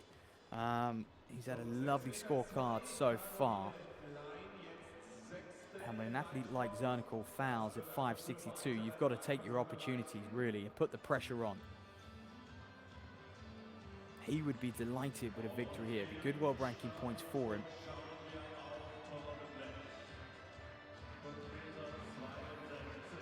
It'll certainly bode well for the rest of this campaign. And I mentioned about those psychological matchups. You know, if you can beat athletes like Zornical, I mean, that's who's ahead of him for the podium spots, and not just the national championships, but at the European championships as well. So, you know, he can start to get a few wins under his belt and a few head-to-heads. He can psych athletes out when the major championship comes around. All that being said, he still has to go clear at 5:62, first attempt for Torben Bleck. Oh, and he came close, but not quite for Bleck. He'll have to go again. So both him and Zornical struggling at 5:62. Black comes a lot closer, but still, he has an X on his scorecard.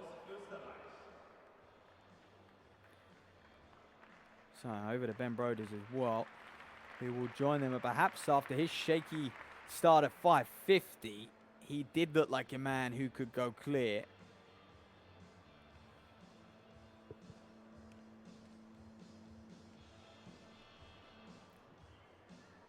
At 562, it's funny, isn't it? What heights just prove a little bit testing, and I wonder if Broders has passed at 562 because it's back to Zernical in the vaulting order, which would suggest that.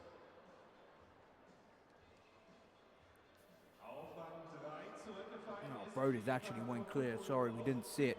I'm just looking at my scorecard here. So Ben Broders went clear at 562, no problem, first attempt. And he did look like he was in good form. Just seemed to struggle at 550. He's got over that hurdle. And now, over to Zornical.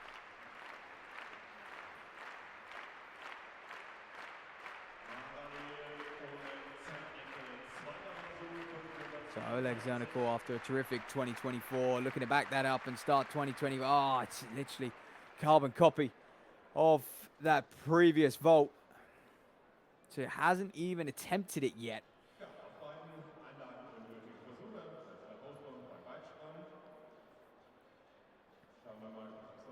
I think this could be a matter of things, really, but we'll get more on that to come, I'm sure, as we'll watch that men's pole vault competition unfold. For now, though, it's over to the fastest man in the building. The men's 60-meter final is upon us. Verstraeten, Schult, Hartmann, Hilton, Beard, Larsen, an absolute stellar lineup.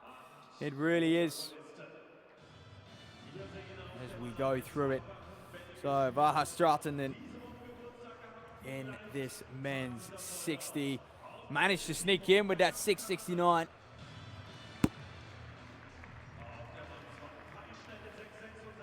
Schulte as well, another man who just managed to sneak in as the fastest time qualifier. 672 was strong running from him. It really was. He's done a couple of 665s already this year, so he can get back to that. Joshua Hartmann, boy, did he look impressive, though. Meet record in the heats from Hartmann. It really was 657, equal meet record, and he's going to go again. And he had this man alongside him. They've swapped lanes, Kobe Hilton, and dispatched of him pretty confidently. Managed to hold him off, but Hilton wouldn't have liked that.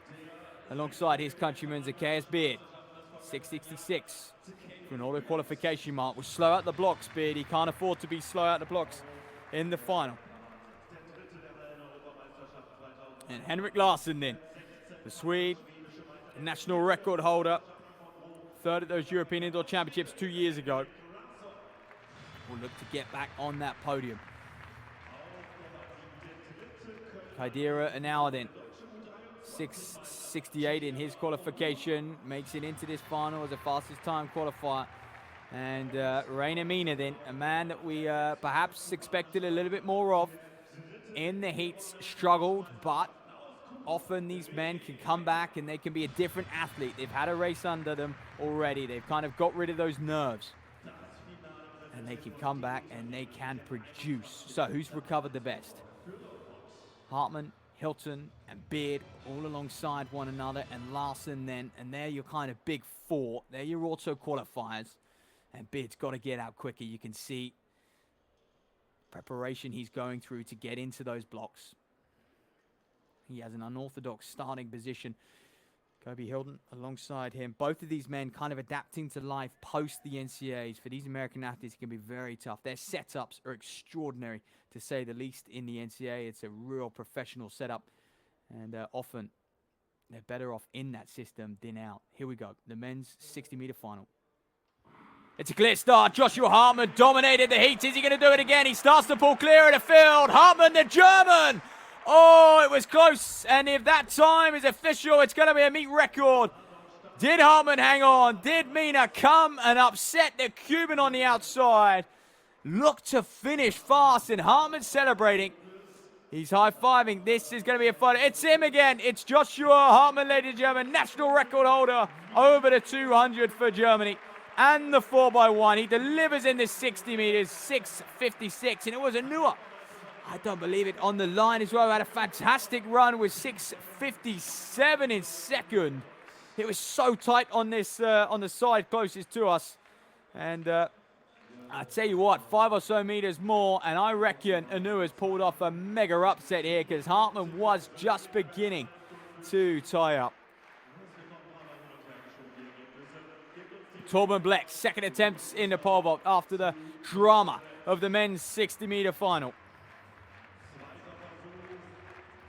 As we're into our final hour here in Dortmund, the meeting coming to a close.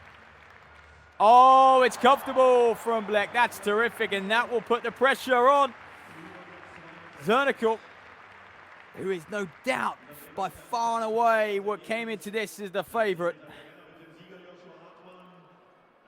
He's achieved the most at global championships, and he's got the highest PB, but Torben Black punching above his weight, and that would be some scalp if he can take Zernickel here today.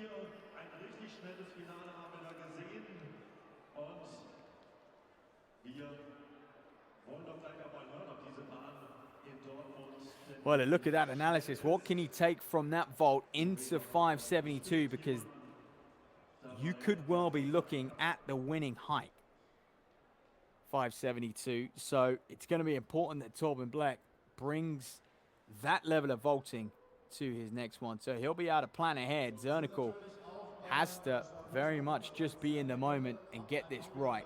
For one reason or another, he has yet to attempt 562 properly. He's had 2 run-throughs onto the mat. And he'll know what he has to do now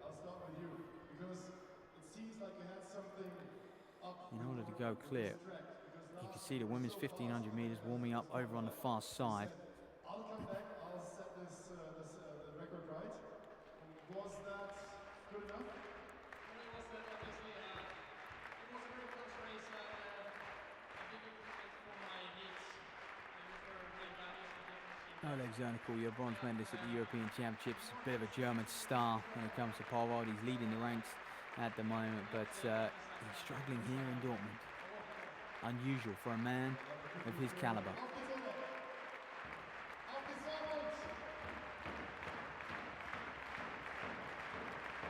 He did seem to be sort of evaluating how much tack he had on his hands. Perhaps the grip just wasn't as good as he'd liked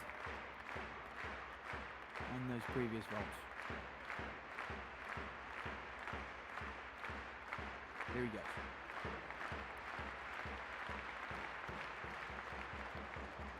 Oh, well, one can only think, had he have had 2 attempts where he could actually gather a little bit more data and analysis on the kind of how he felt, what tweaks he needed to make to really get over that bar, he might have done it. But to just have one real crack at 562 and fall short, that's unfortunate. But Zernickel, ladies and gentlemen, is out the competition.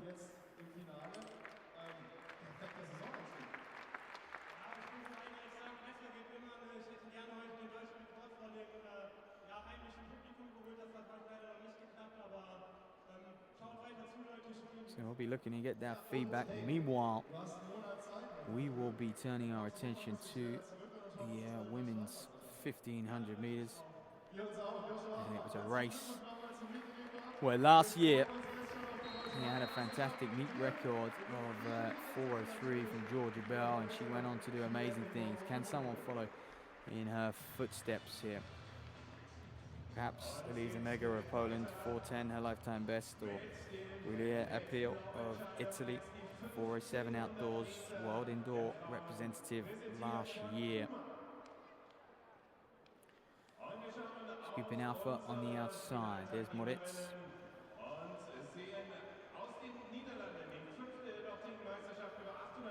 Athlete to Alpha, Ike Moritz, lifetime best of 4:37.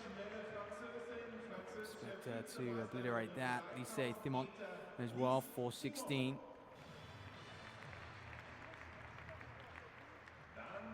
Patricia Silva then of Portugal, 4:15, her lifetime best.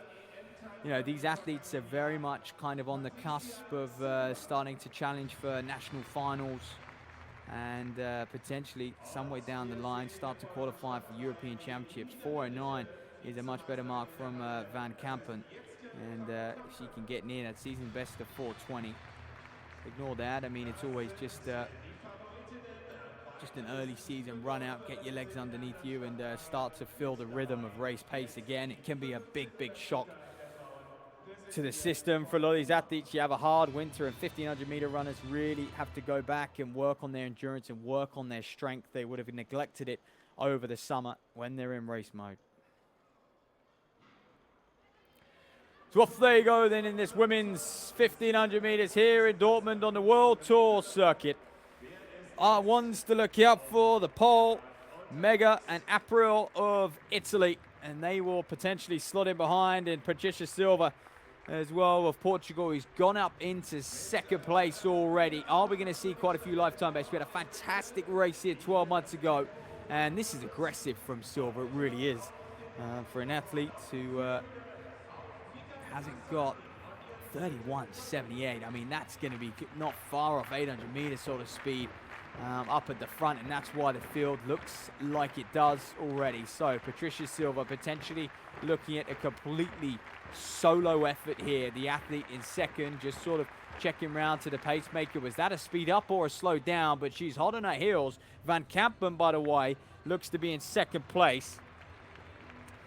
And those two in second and third are completely broken away from the pack. Who will they start to reel them in? You've got Courtney Huffmans of Canada, third at those World University Game Championships a few years ago now of a 1500. 9:31 3000 already this year. She's strong enough to do so. Patricia Silva, are we looking at another athlete who is going to have a breakout season? Because she is operating well below PB tempo. She's going to start knocking on the door of the European qualifying standard as well, booking her place to Appledon. 1:32 at 600. Ignore that. They're yet to go through 600. More like 1:38, but still, that's 4:04 tempo if she's to keep this going, and that would obliterate her lifetime best. But she looks smooth, doesn't she? She was eager to get past that pacemaker. So, the Portuguese athlete in silver doing her very best to attack that European indoor qualifying mark and announce herself as a leading front runner in the 1500 in 2025. Meanwhile, Mahambo on the runway then. We are witnessing Mahambo's third attempt in round 3. Oh, she's just finding her form. Asani still leads with 6:67. She's got a centimeter on Mahambo. Where's that one going to come in at? Oh, it looks close, but not close enough. I think that's going to be just shy. As we get back to silver in this 1500. Pure domination, and that's a hefty gap. Van Kampen, though, is doing a good honest draft. A little bit further down. Well, 2:40, ladies and gentlemen, is 4-minute clocking. That really is world-class indoors. Used to be outdoors, but the event has moved on. 2:45 then. So slowing a little bit. That's 66 tempo, so it's starting to now operate at sort of 4:09. Tempo 67s would give Patricia Silva a 4:11 finish. She's just gathering herself and she's got to close. But this is very accomplished running. To do this on your own, I think she would have taken, sometimes athletes to take one look at the start list and go, yep, this for me is a job at front running. I'll work on that. I don't get the opportunity to do it too many times throughout the season, especially not on the World Tour circuit. So it is Silva coming up to a lap to run. It's been all her pretty much gun to take. You can see a grimace just starting to appear on her face. She's struggling now. That lactic will be flooding with her. She'll be having to cope with it. Every inch of her body will be wanting to slow down, and this is the point where it's mind over matter into this final 200. Van Kampen done a terrific job in second the whole way, and that gap back to Van Kampen is near enough stayed the same all race long. But Patricia Silva, surely this lead is not going to get worked down on, and she is going to take the victory here in Dortmund. It's a runaway victory at that, and sometimes it pays to take the risk, to take the race by the scruff of the neck. She's going to be rewarded with a massive lifetime best, 4:12 for silver. The Portuguese athlete and a world lead, if that graphic stands correct. For Patricia Silva, ladies and gentlemen, we look forward to seeing more of her on the circuit as well. And yeah, had it all her own way. And indoors, you can front run a little bit more. Just obviously, you know, the conditions, there is no headwind at any point as well. So then Torben Black. Superb clearance at 5:62. 2 men left in this pole vault competition. It's Black and it's Broders. It's Belgium and it's Germany. And Broders failing his first attempt at 5:72. It's now over to Black. If he goes clear, the pressure is really on. And he's causing a bit of an upset here. Torben Black, good plant. Oof, it's close. I think he knows it was close, hence why he's sort of rushing to get off that mat and analyze the vault and then go from there.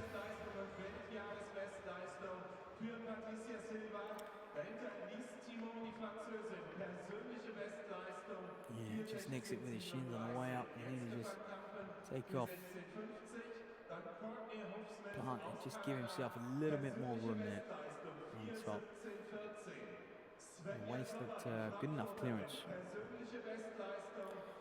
So, we've got a couple. There's Summary, world lead, and I believe a lifetime best for Silva. Dimon there in second, 4:16. Apologise, Van Kampen must have nipped Van Kampen on the line, 4:16.5. Courtney Huffsmith, PB, 4:17 as well. Lots of PBs in that women's 1500 off of that fast start. Sommer and Schultz, Karltoff as well. Linda Meyer, great running, and a couple further down. Look, Moritz and Sklatman in 4:30. Heyman as well. So, that women's 1500 proving to be very, very fast. Well, here's Caroline Klein in the long jump. Going in around 4, 6:02.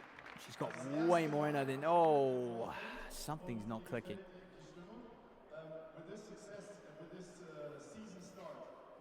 Had a rocky start to the competition, got a mark on the board, did climb, but now just struggling a little bit.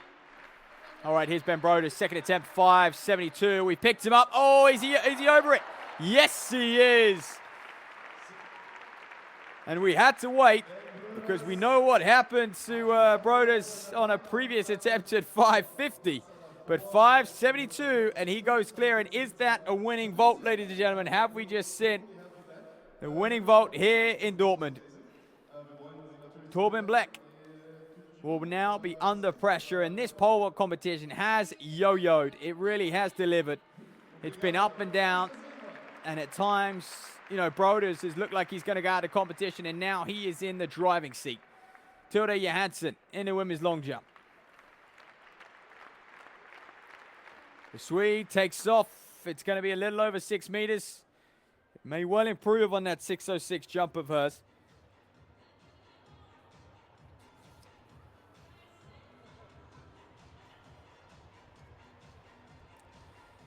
Johansson, really a hurdler by trade, hurdler and long jumper, dabbling in both now, actually sort of developing to more of a long jumper. I think she started her career as a hurdler, now enjoying the field events, and a little bit like Van Klinken in the shot put. Really, really high achiever in both the shot put and the discus. And the Johansson, high achiever in both the hurdles and the long jump. Silent, Torben Black, pressure's on. He'll have 5 minutes in between vaults if he doesn't clear to sort of reset. Second attempt at 5:72. He just witnessed Broders go clear without too much trouble as well, you would say. How would that affect him, if at all?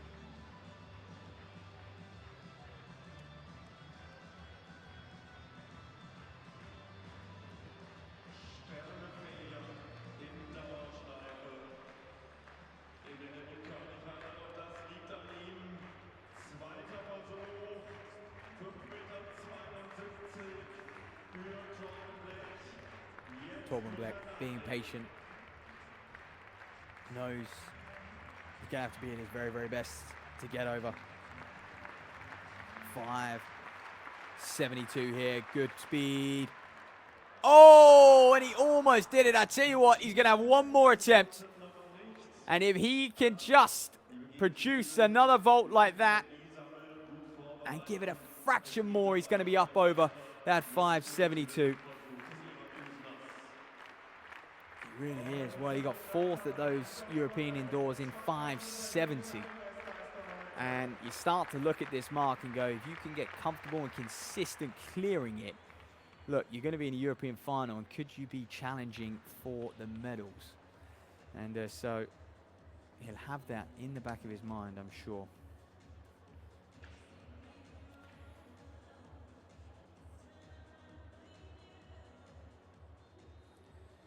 Well, then the men's 400 meters is next up on the track.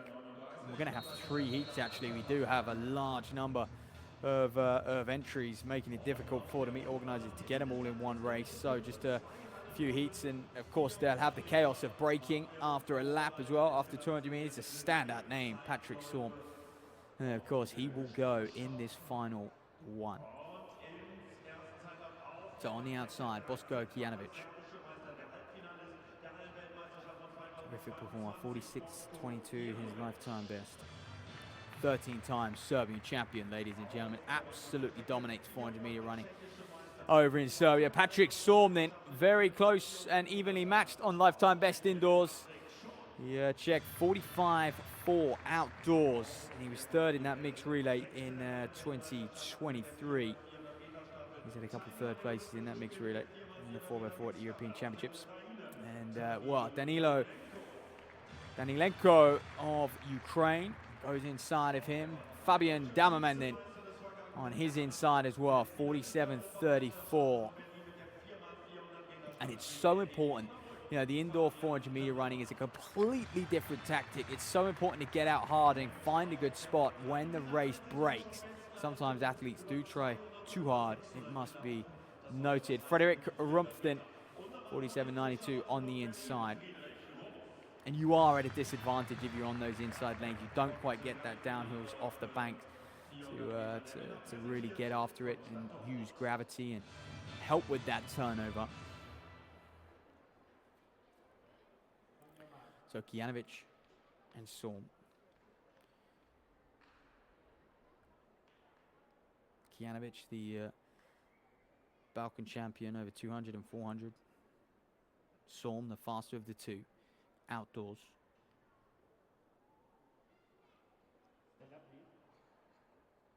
Ooh. Okay, Rumpf not happy with his blocks. Should all be okay.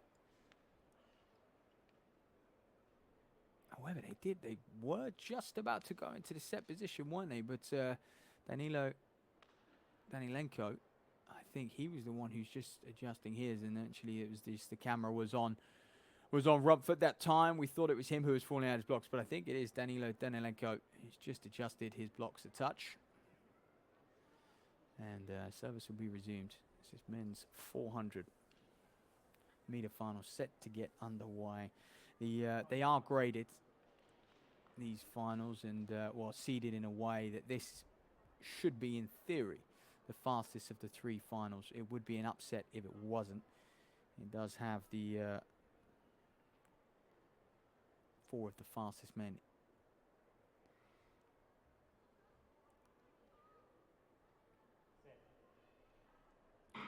So away they go in, second attempt, clean start, and Storm slow out the blocks. And I think Bosko Kijanovic of Serbia knew he needed to get after it early. And he's going to come into it in prime position on this bend when they break. Storm just making up a little bit of ground now, but it's the 2 on the inside who have got out very, very fast and aggressively. Rumpf, who is almost maxing out through that first 200 to get into the lead. And this, ladies and gentlemen, is a serious surprise, as the 2 favorites, Storm and Kijanovic, are at the rear of the field, and they cannot get on terms with these 2 men. Fabian Damerman then is absolutely dominating this race at the moment. 45.9 outdoors. This is impressive running. Second of those German champs last year. He's looking to win them this year. 46.71. What a run. Damerman across the line. I think he's as shocked as we are. all the hype on Storm and Kijanovic, and they guess what? They had the better lanes as well. They had the seating on their side, and Dortmund got aggressive. A massive lifetime best for him, I must say. Chops over half a second off his lifetime best, and Danilenko of Ukraine back in 47.6. I mean, Storm out of sorts. Kijanovic, that sluggish start to his season, and it was Rump who led at the halfway mark, by the way, through that first 200. Boy, oh boy. And I think once Storm and Kijanovic were so far back, it was always going to be difficult for them to get on terms and try to be a part of this race. Okay, Torben Black, it's simple. If he doesn't clear 5.72, he's out the competition, and he'll end up in second place, and that means the victory will go to Ben Broders.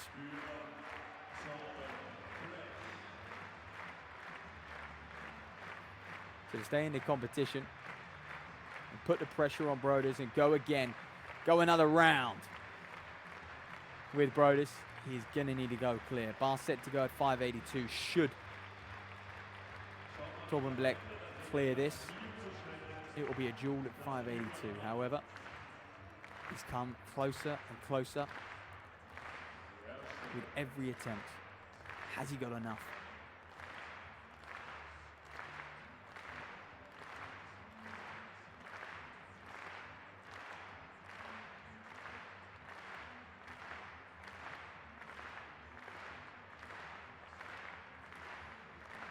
Whoa, whoa, whoa. The crowd are certainly getting behind him, aren't they? They've been clapping for the last 5 minutes, making the noise to get him fired up and get him up over this bar. Torben Black to clear 5.72. Can he do it? Oh, unfortunately, it's game over for him. Broders will have a wry smile. He'll know he's just won the competition, but he'll be focused on stretching out. And can he clear 5.82? That's the world lead mark, by the way. And can we have a few more of those here in Dortmund? An electrifying arena. It's Torben Black. Good vaulting nonetheless. From one German star to another. Malika Mahambo. Still not having it all her own way at all. Sits in second place by a centimetre. Oof, that's better. Wow. That may well be 680 plus. I think she knows. I think she's finally happy with that. And it's a valid attempt, Mahambo. And I think this could well take the lead, and it could be the winning jump. Asani's going to need to respond. But Mahambo in 4. Oh, 6.79 for a world lead. Malika Mahambo.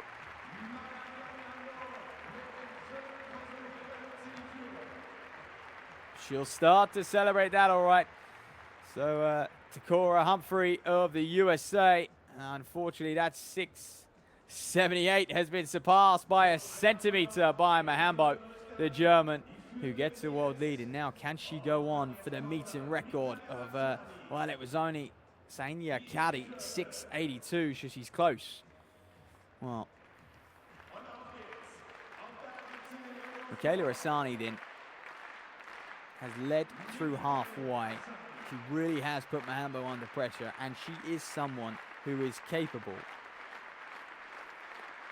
of hanging with her. Terrific speed from Asani. I mean, that's big as well. She may well have improved on her 6.67. Lifetime best of 6.91.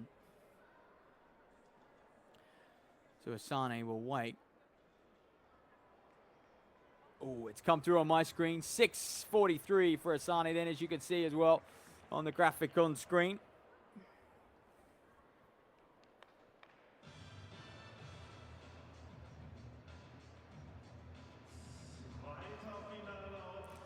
To the men's 400 meter, heat 2. Or shall I say, final 2. Going in this one on the outside. Skibrani, and an absolute shock in that previous final. Rumpf right on the inside, leading through halfway. That's rare. You see that in the 400 indoors. Lucas Klappe, 47.2, his lifetime best. Just 22 years of age. Third at the European Championships in the 4x4 for Germany. Cracking run from him there. Good leg he put in. Rocco Martin then, 47.32. Another man to look out for if he can hang tough. The German from Leipzig.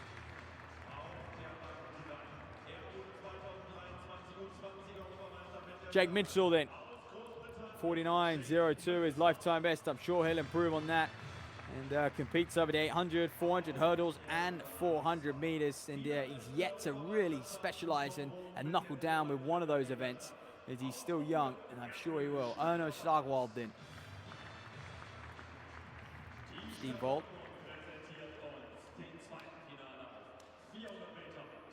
Goes on the inside. So I mentioned before, it would be a shock if one of these men was to run quicker than 46.7, because these races have been seeded in a way. In theory, the winning time should get slower. Scabrani on the outside, Krappe inside of him, Martin, Minchel, and Stigvold.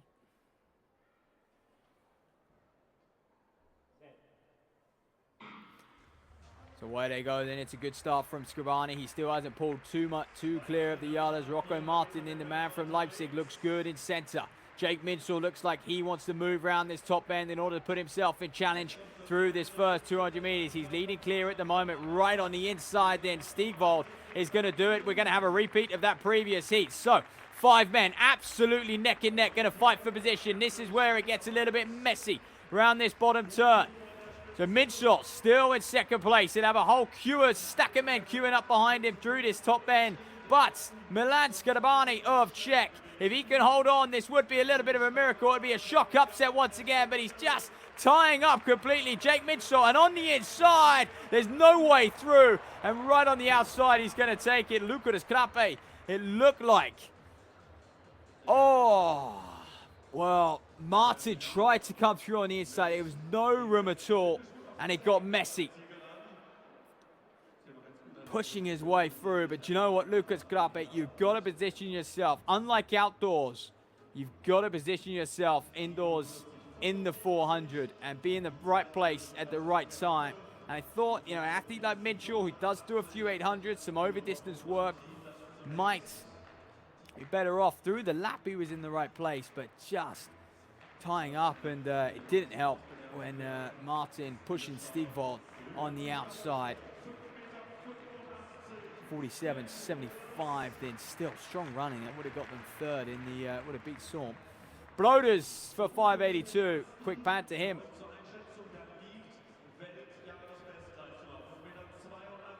Oh, passed at 5.82. Gone straight to 5.85. And I think there's one reason for that. He wants a world lead. And he wants to just add a few centimeters to it as well. Just going to be all him now through these next few volts. One more 400 meter race to come as we summarize final number 2.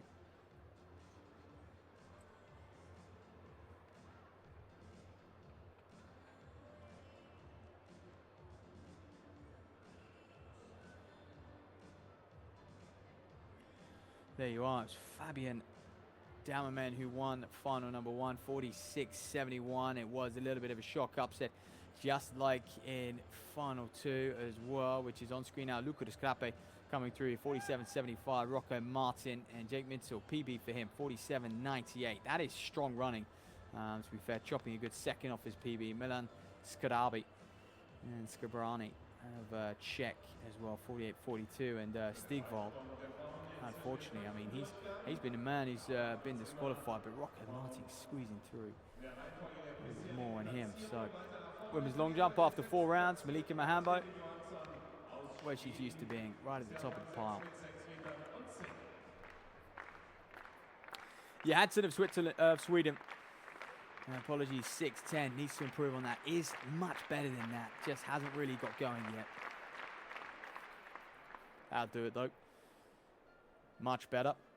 That looks like it's going to be out towards at least the 620.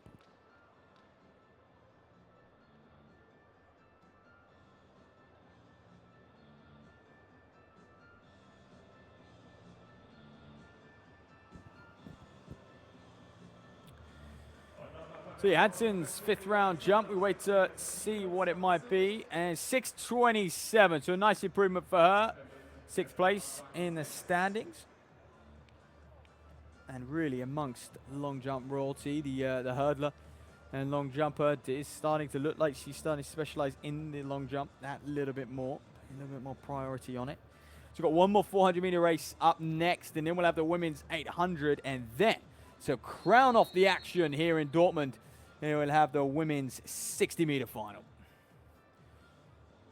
Pauline Hondemerden of the Netherlands. Good start, 640. Johansson's starting to put pressure on her, though, so she wants to just continue to just push up. Johansson is someone who can go and pop out at 650 if she gets it right.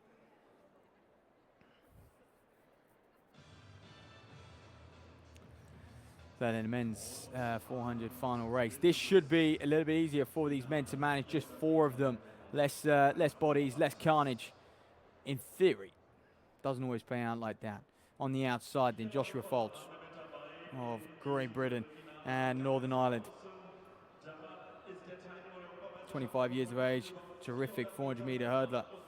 49 over the hurdles, 47.5 indoors. And you know what? This small field could play in his favor. He's got a good lane draw as well. Jonas Bredkov, 47.52. He'll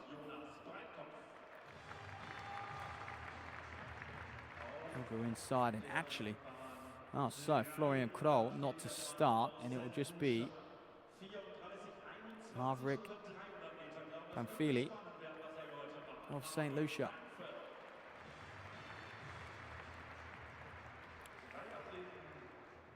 Pamphili, sub 48 400-meter runner. So this is a near perfect scenario for these men. You always want to compete against it. Yeah, it's not nice to be in a field with just 3 men. However, when you are thinking of purely performance here and purely going for a time, sometimes, especially in a 400, it can be a lot easier when there are less of you to negotiate when it breaks.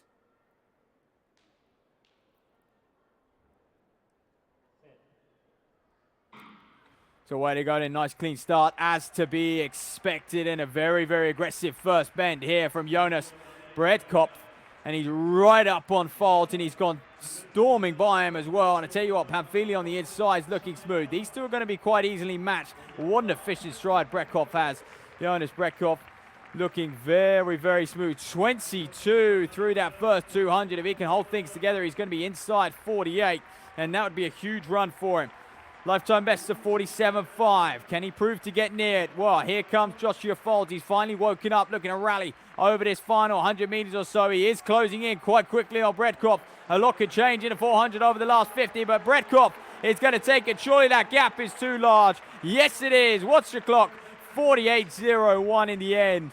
So did tie up quite drastically, but had a clear run and won the race. And that's all you can ask for.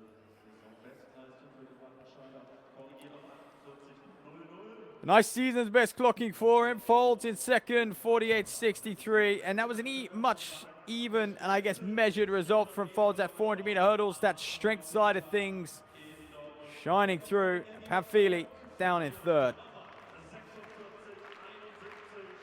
And that concludes the 2-lap action. And the women's 800 will take to the track next. And we are, well, unfortunately, ladies and gentlemen, just into our final 20 minutes or so here in Dortmund. Ben Broders, second attempt at 5:85 for a world lead, for the 4th world lead of the afternoon.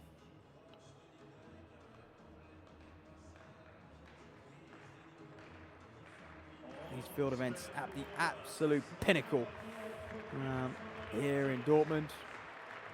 Broders. Oh, it's close, and he's got it in him. And sometimes the crowd are going to need to be on their A game to carry him over that bar on that 3rd and final attempt. an unusual blip at 550. Boy, has he come a long way since then. It looked like for a moment he was going to go out. Rescued the competition, and that's what the greats can do.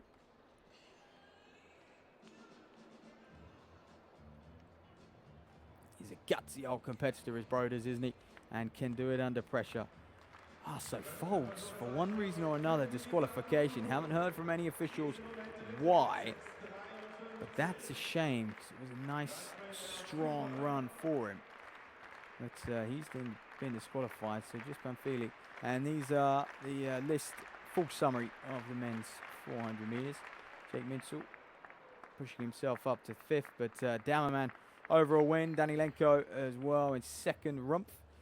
And Scabrani, Pamphili and Folds, Starkvold and Kroll. Those three at the bottom there, unfortunately, did not finish, did not start, and a disqualification.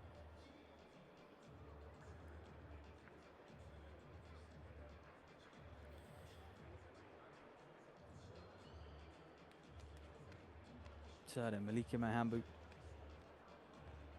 5th round.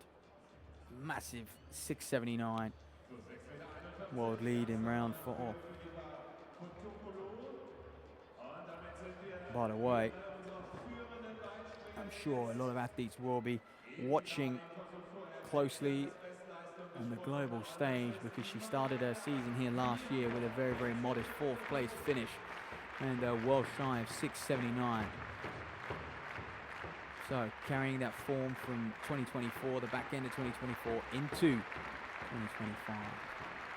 Oh, that's a heavy foul. Her first of the day, though, to be fair. She has been very, very consistent as Mahambo, and she's looked fluid as well. But that will be, yep, a clear foul. And I think she'll know in the back of her mind that she could well be safe out there with 679.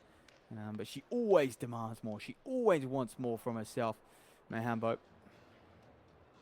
And she won't settle for a 679. How far can she push that world lead? Can she ask questions of the Americans?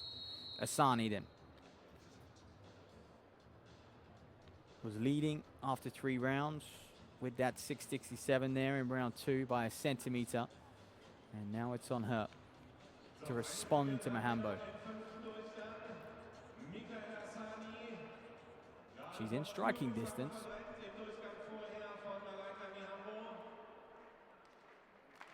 Engages that crowd.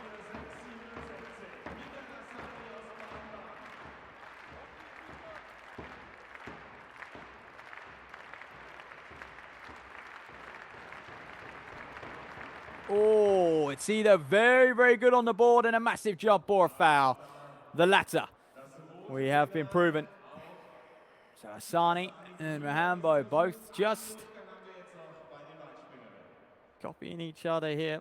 Both delivering a foul in round 5. Ready for a big finale in round 6. So the penultimate track competition of the day, the women's 800. It's going to be a deep, deep field here. There's going to be a lot of athletes through this first opening 200 meters or so, but they'll break over on the back straight. And that could well be the pacemaker, Michelle Yannick, who goes on the outside of Germany. She's going to have a tough job at moving things along here. Here's Van der Skupinalfa, also of Germany. No lifetime best to her name. Stepping up, a lady who is stepping up, though, more on hers. Is Bredlinger then, Carolina Bredlinger, 201, her lifetime best. And next to her, Bianca Ketty. 159 outdoors last year, the Hungarian, a massive breakthrough performance. Semi-finalist at the World Championships in her home country, Budapest in 2023. Pavla Stekaboda. The Czech 203 is in good company here. So is Tiana Spill. Both very, very evenly matched over 800. A lot of athletes who are just starting to knock on the door of that low 2-minute barrier. You can run 201 indoors. You are featuring at the Global Championships. Now here is Jana Marie Becker, another athlete with a 203 lifetime best.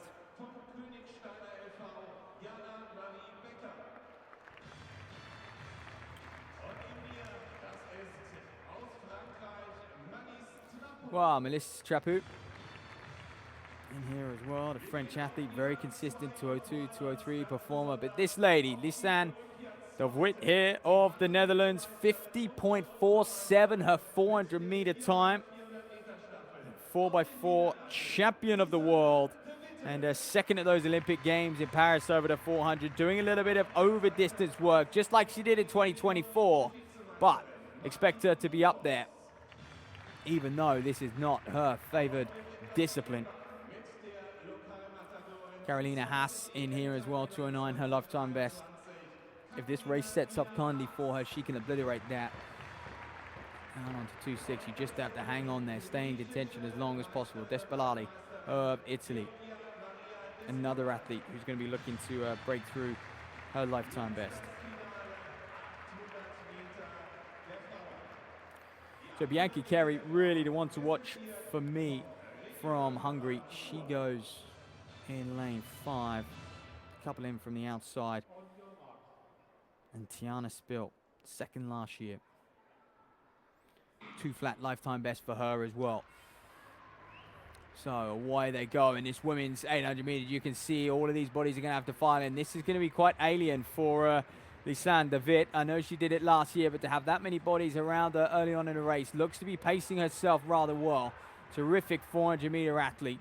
And Michelle Yannick just moving things along up at the front smoothly. This is what this race needs. Women strung out over the track. We don't want it to be too bunched and too physical. We just need them to be running a good, smooth tempo inside 29 seconds through that opening 200 meters. Looking out for Bianca Carey in the red vest. A little bit further back, though. She's just biding her time at this stage early on. 44, 45, so there's still sub 2-minute tempo. These women, and this is terrific running at the moment. There's Yannick as well. I believe that's a second pacer. She's just checking her shoulder. I think she's going to step off at some point. Scooping Alpha moving wild. Bredlinger. He's at the Greek Despelati. Multiple Greek champion. At this stage, just edging clear as we're coming into the business end of this women's 800 meters. Coming up on the outside then, Bianca Carey, Carolina Bredlinger of Austria too in here. Both of those athletes just neck and neck at this stage. As they come up to the bell, looking out for Lisanne de Wit as well. That's a 32, so things just slowing up a little bit. It's tough to call at the moment. Vegin scooping Alpha in here as well. Stadkova of Czech Republic, who's moving well. She's a 203 performer at her best, so she's going to have to run a lifetime best to feature in this one and maybe come away with the victory as this women's 800 off the final bend in. 4 or 5 in contention, but it is Scooping Alpha who's going to dominate the German, or is she? Coming late on the outside as well. Sad Carey Bianca. Oh, 32 on the line, 204 on the clock. So hard to call. It really was.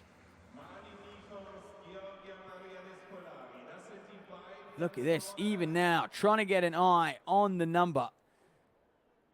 Very difficult, and that is Marlin Nyfors of Norway, the Norwegian, 204.14, coming out of nowhere. Despelari, so close on the line as well for a lifetime best. 3 out of 3 PBs, and Traput up front. Bredlinger as well, who did a lot of the early running. So that women's 800, 204.14 for the win, and Despelari in second, 204.19, and Traput 204.55.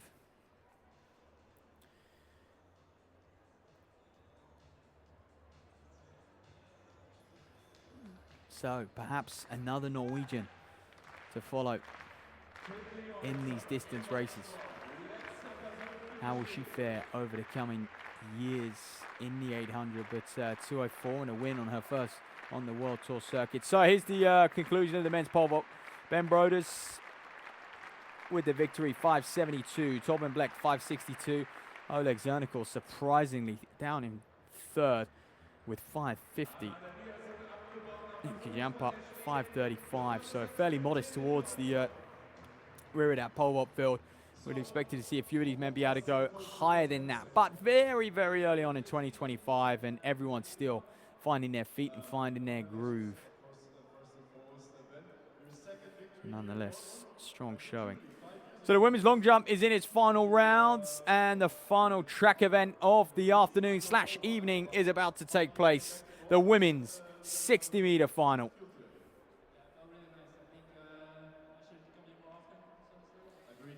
Sam Geddes leads the way in it as well, as we hear from the man of the moment, Ben Broders, who is the pole vault champion here in Dortmund. What's the big goal for this year? I mean, of course, Tokyo, will you do Nanjing as well indoors?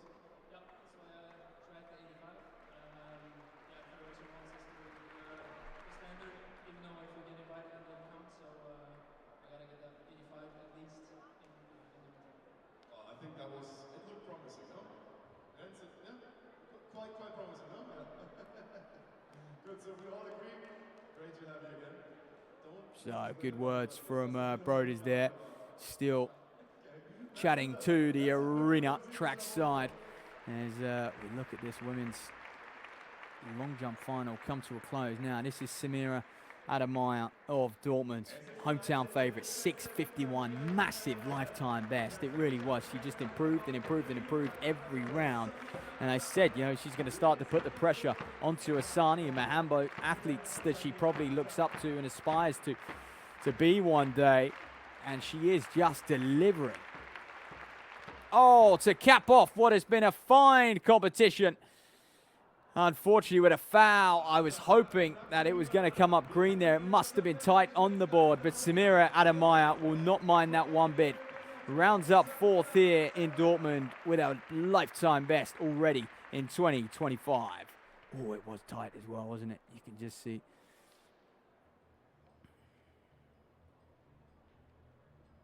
Look at this, just being able to communicate with Mahambo, who is already signing autographs. And beginning to wind down, and a lot will depend. And I wonder if she will take that sixth round jump. A lot will depend on what Asani can do in her final round. Equal personal bests for the Pulu of Cyprus. Multiple Cyprian national champion.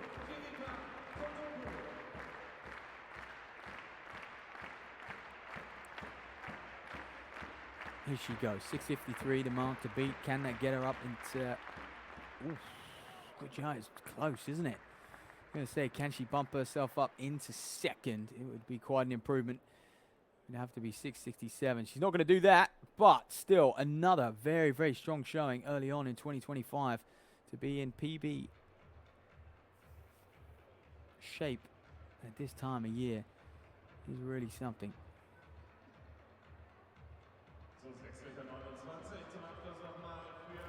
There we are. So gathered herself after a rough middle patch of the competition for the Polo of Cyprus, but manages to just hang on to that third spot on the leaderboard. So over to Michaela Asani then.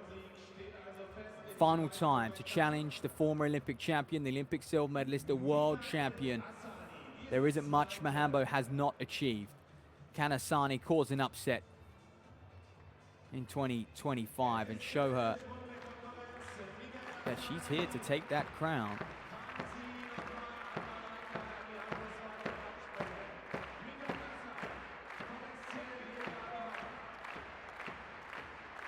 Here she goes, good speed on the runway.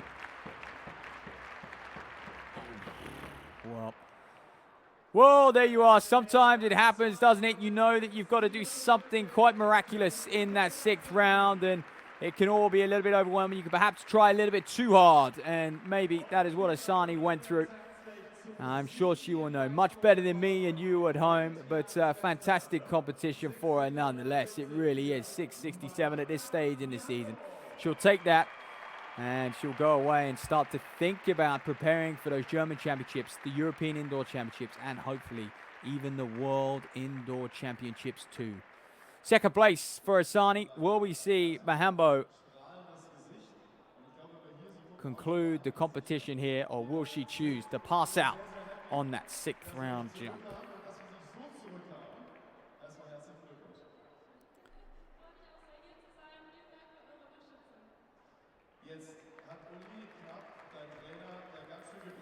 Well, here we go then, the women's 60-meter final as the conclusion of the women's long jump is on the screen now. Malika Mahambo opting to pass in that 6th round. You thought that might be the case, save her body for what is going to be another very long season with the World Championships in September, but taking the win here, off to a good start.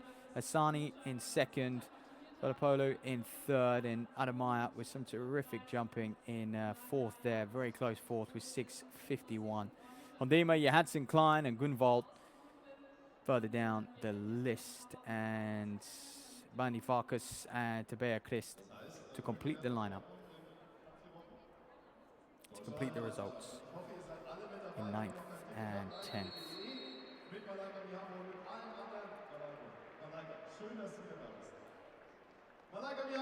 Here we go then. Isabel Vandenberg, Vasant Hamida, Spanidaki, Hatsariga, Petrovska, Geddes, John Stefanovic, and Vanden Wildenberg. And we will familiarize ourselves with these women in more detail. Here comes the light show, the hype around the women's 60 can conclude the action here.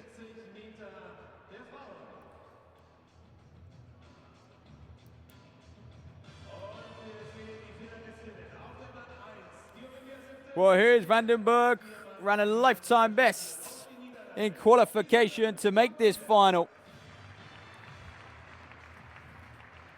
Deserving a lane, and can she cause an upset? Batsant Hamida then goes alongside her. 7:43, good qualification. Hamida, a late call up as well into this. Spanidaki, Hatsariga, the Greek athlete, 13 times Greek champion. Can she get inside that 7:20, by the way? That is the European indoor qualifying mark. Alexandra Petrovska,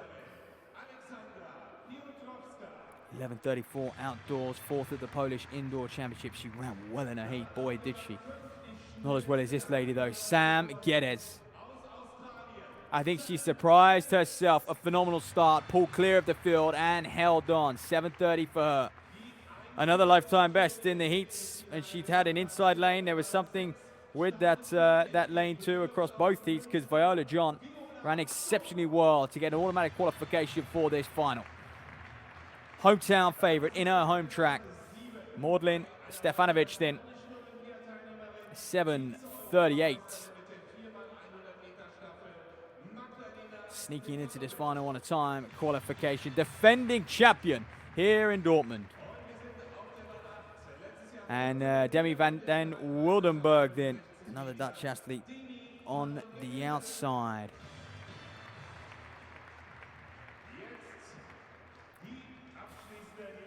So that is your women's 60-meter final here in Dortmund. You're watching the World Tour.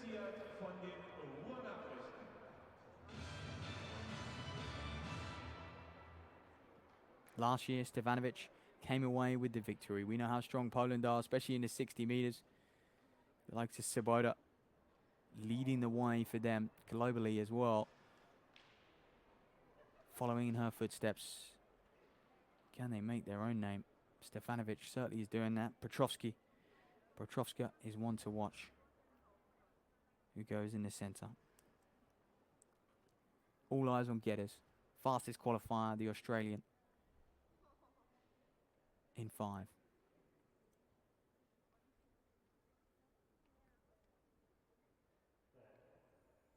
So the women's 60 meters is underway. Look at Sam Geddes right in the center. Petrovska now finishing fast as well. It's what she did in the heat. Geddes is going to take it. 7:31 matches her performance in the heat to win the final and claim victory here in Dortmund. And again, she's got to be chuffed with that. Perhaps we'll see the official time. She may have even got another lifetime best. 7:31, so just outside that time she ran in the heat. Bouncing back quickly though. And Spanidaki Hatsariga in 2nd place. Finishing fast was the Greek. Right amongst it with Petrovska as well. And it's all smiles for Geddes. And look, you want to make that trip worthwhile. Traveling up from Australia. She'll have a few European meets on this indoor circuit to contend with. Petrovska in 3rd. Hamida.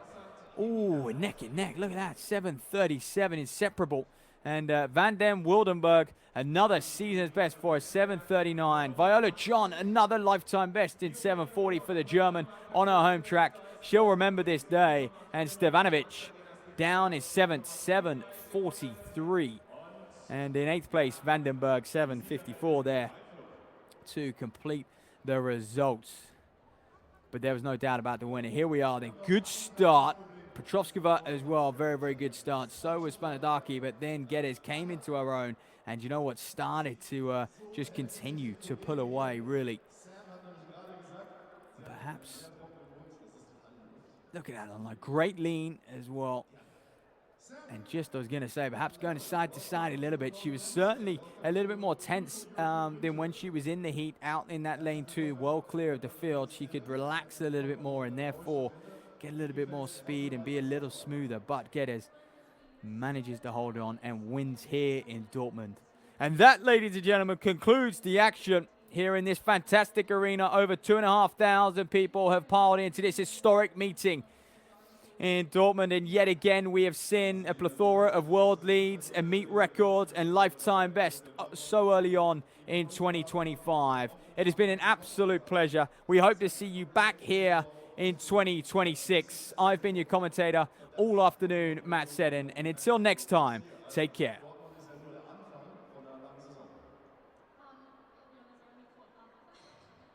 English, sorry.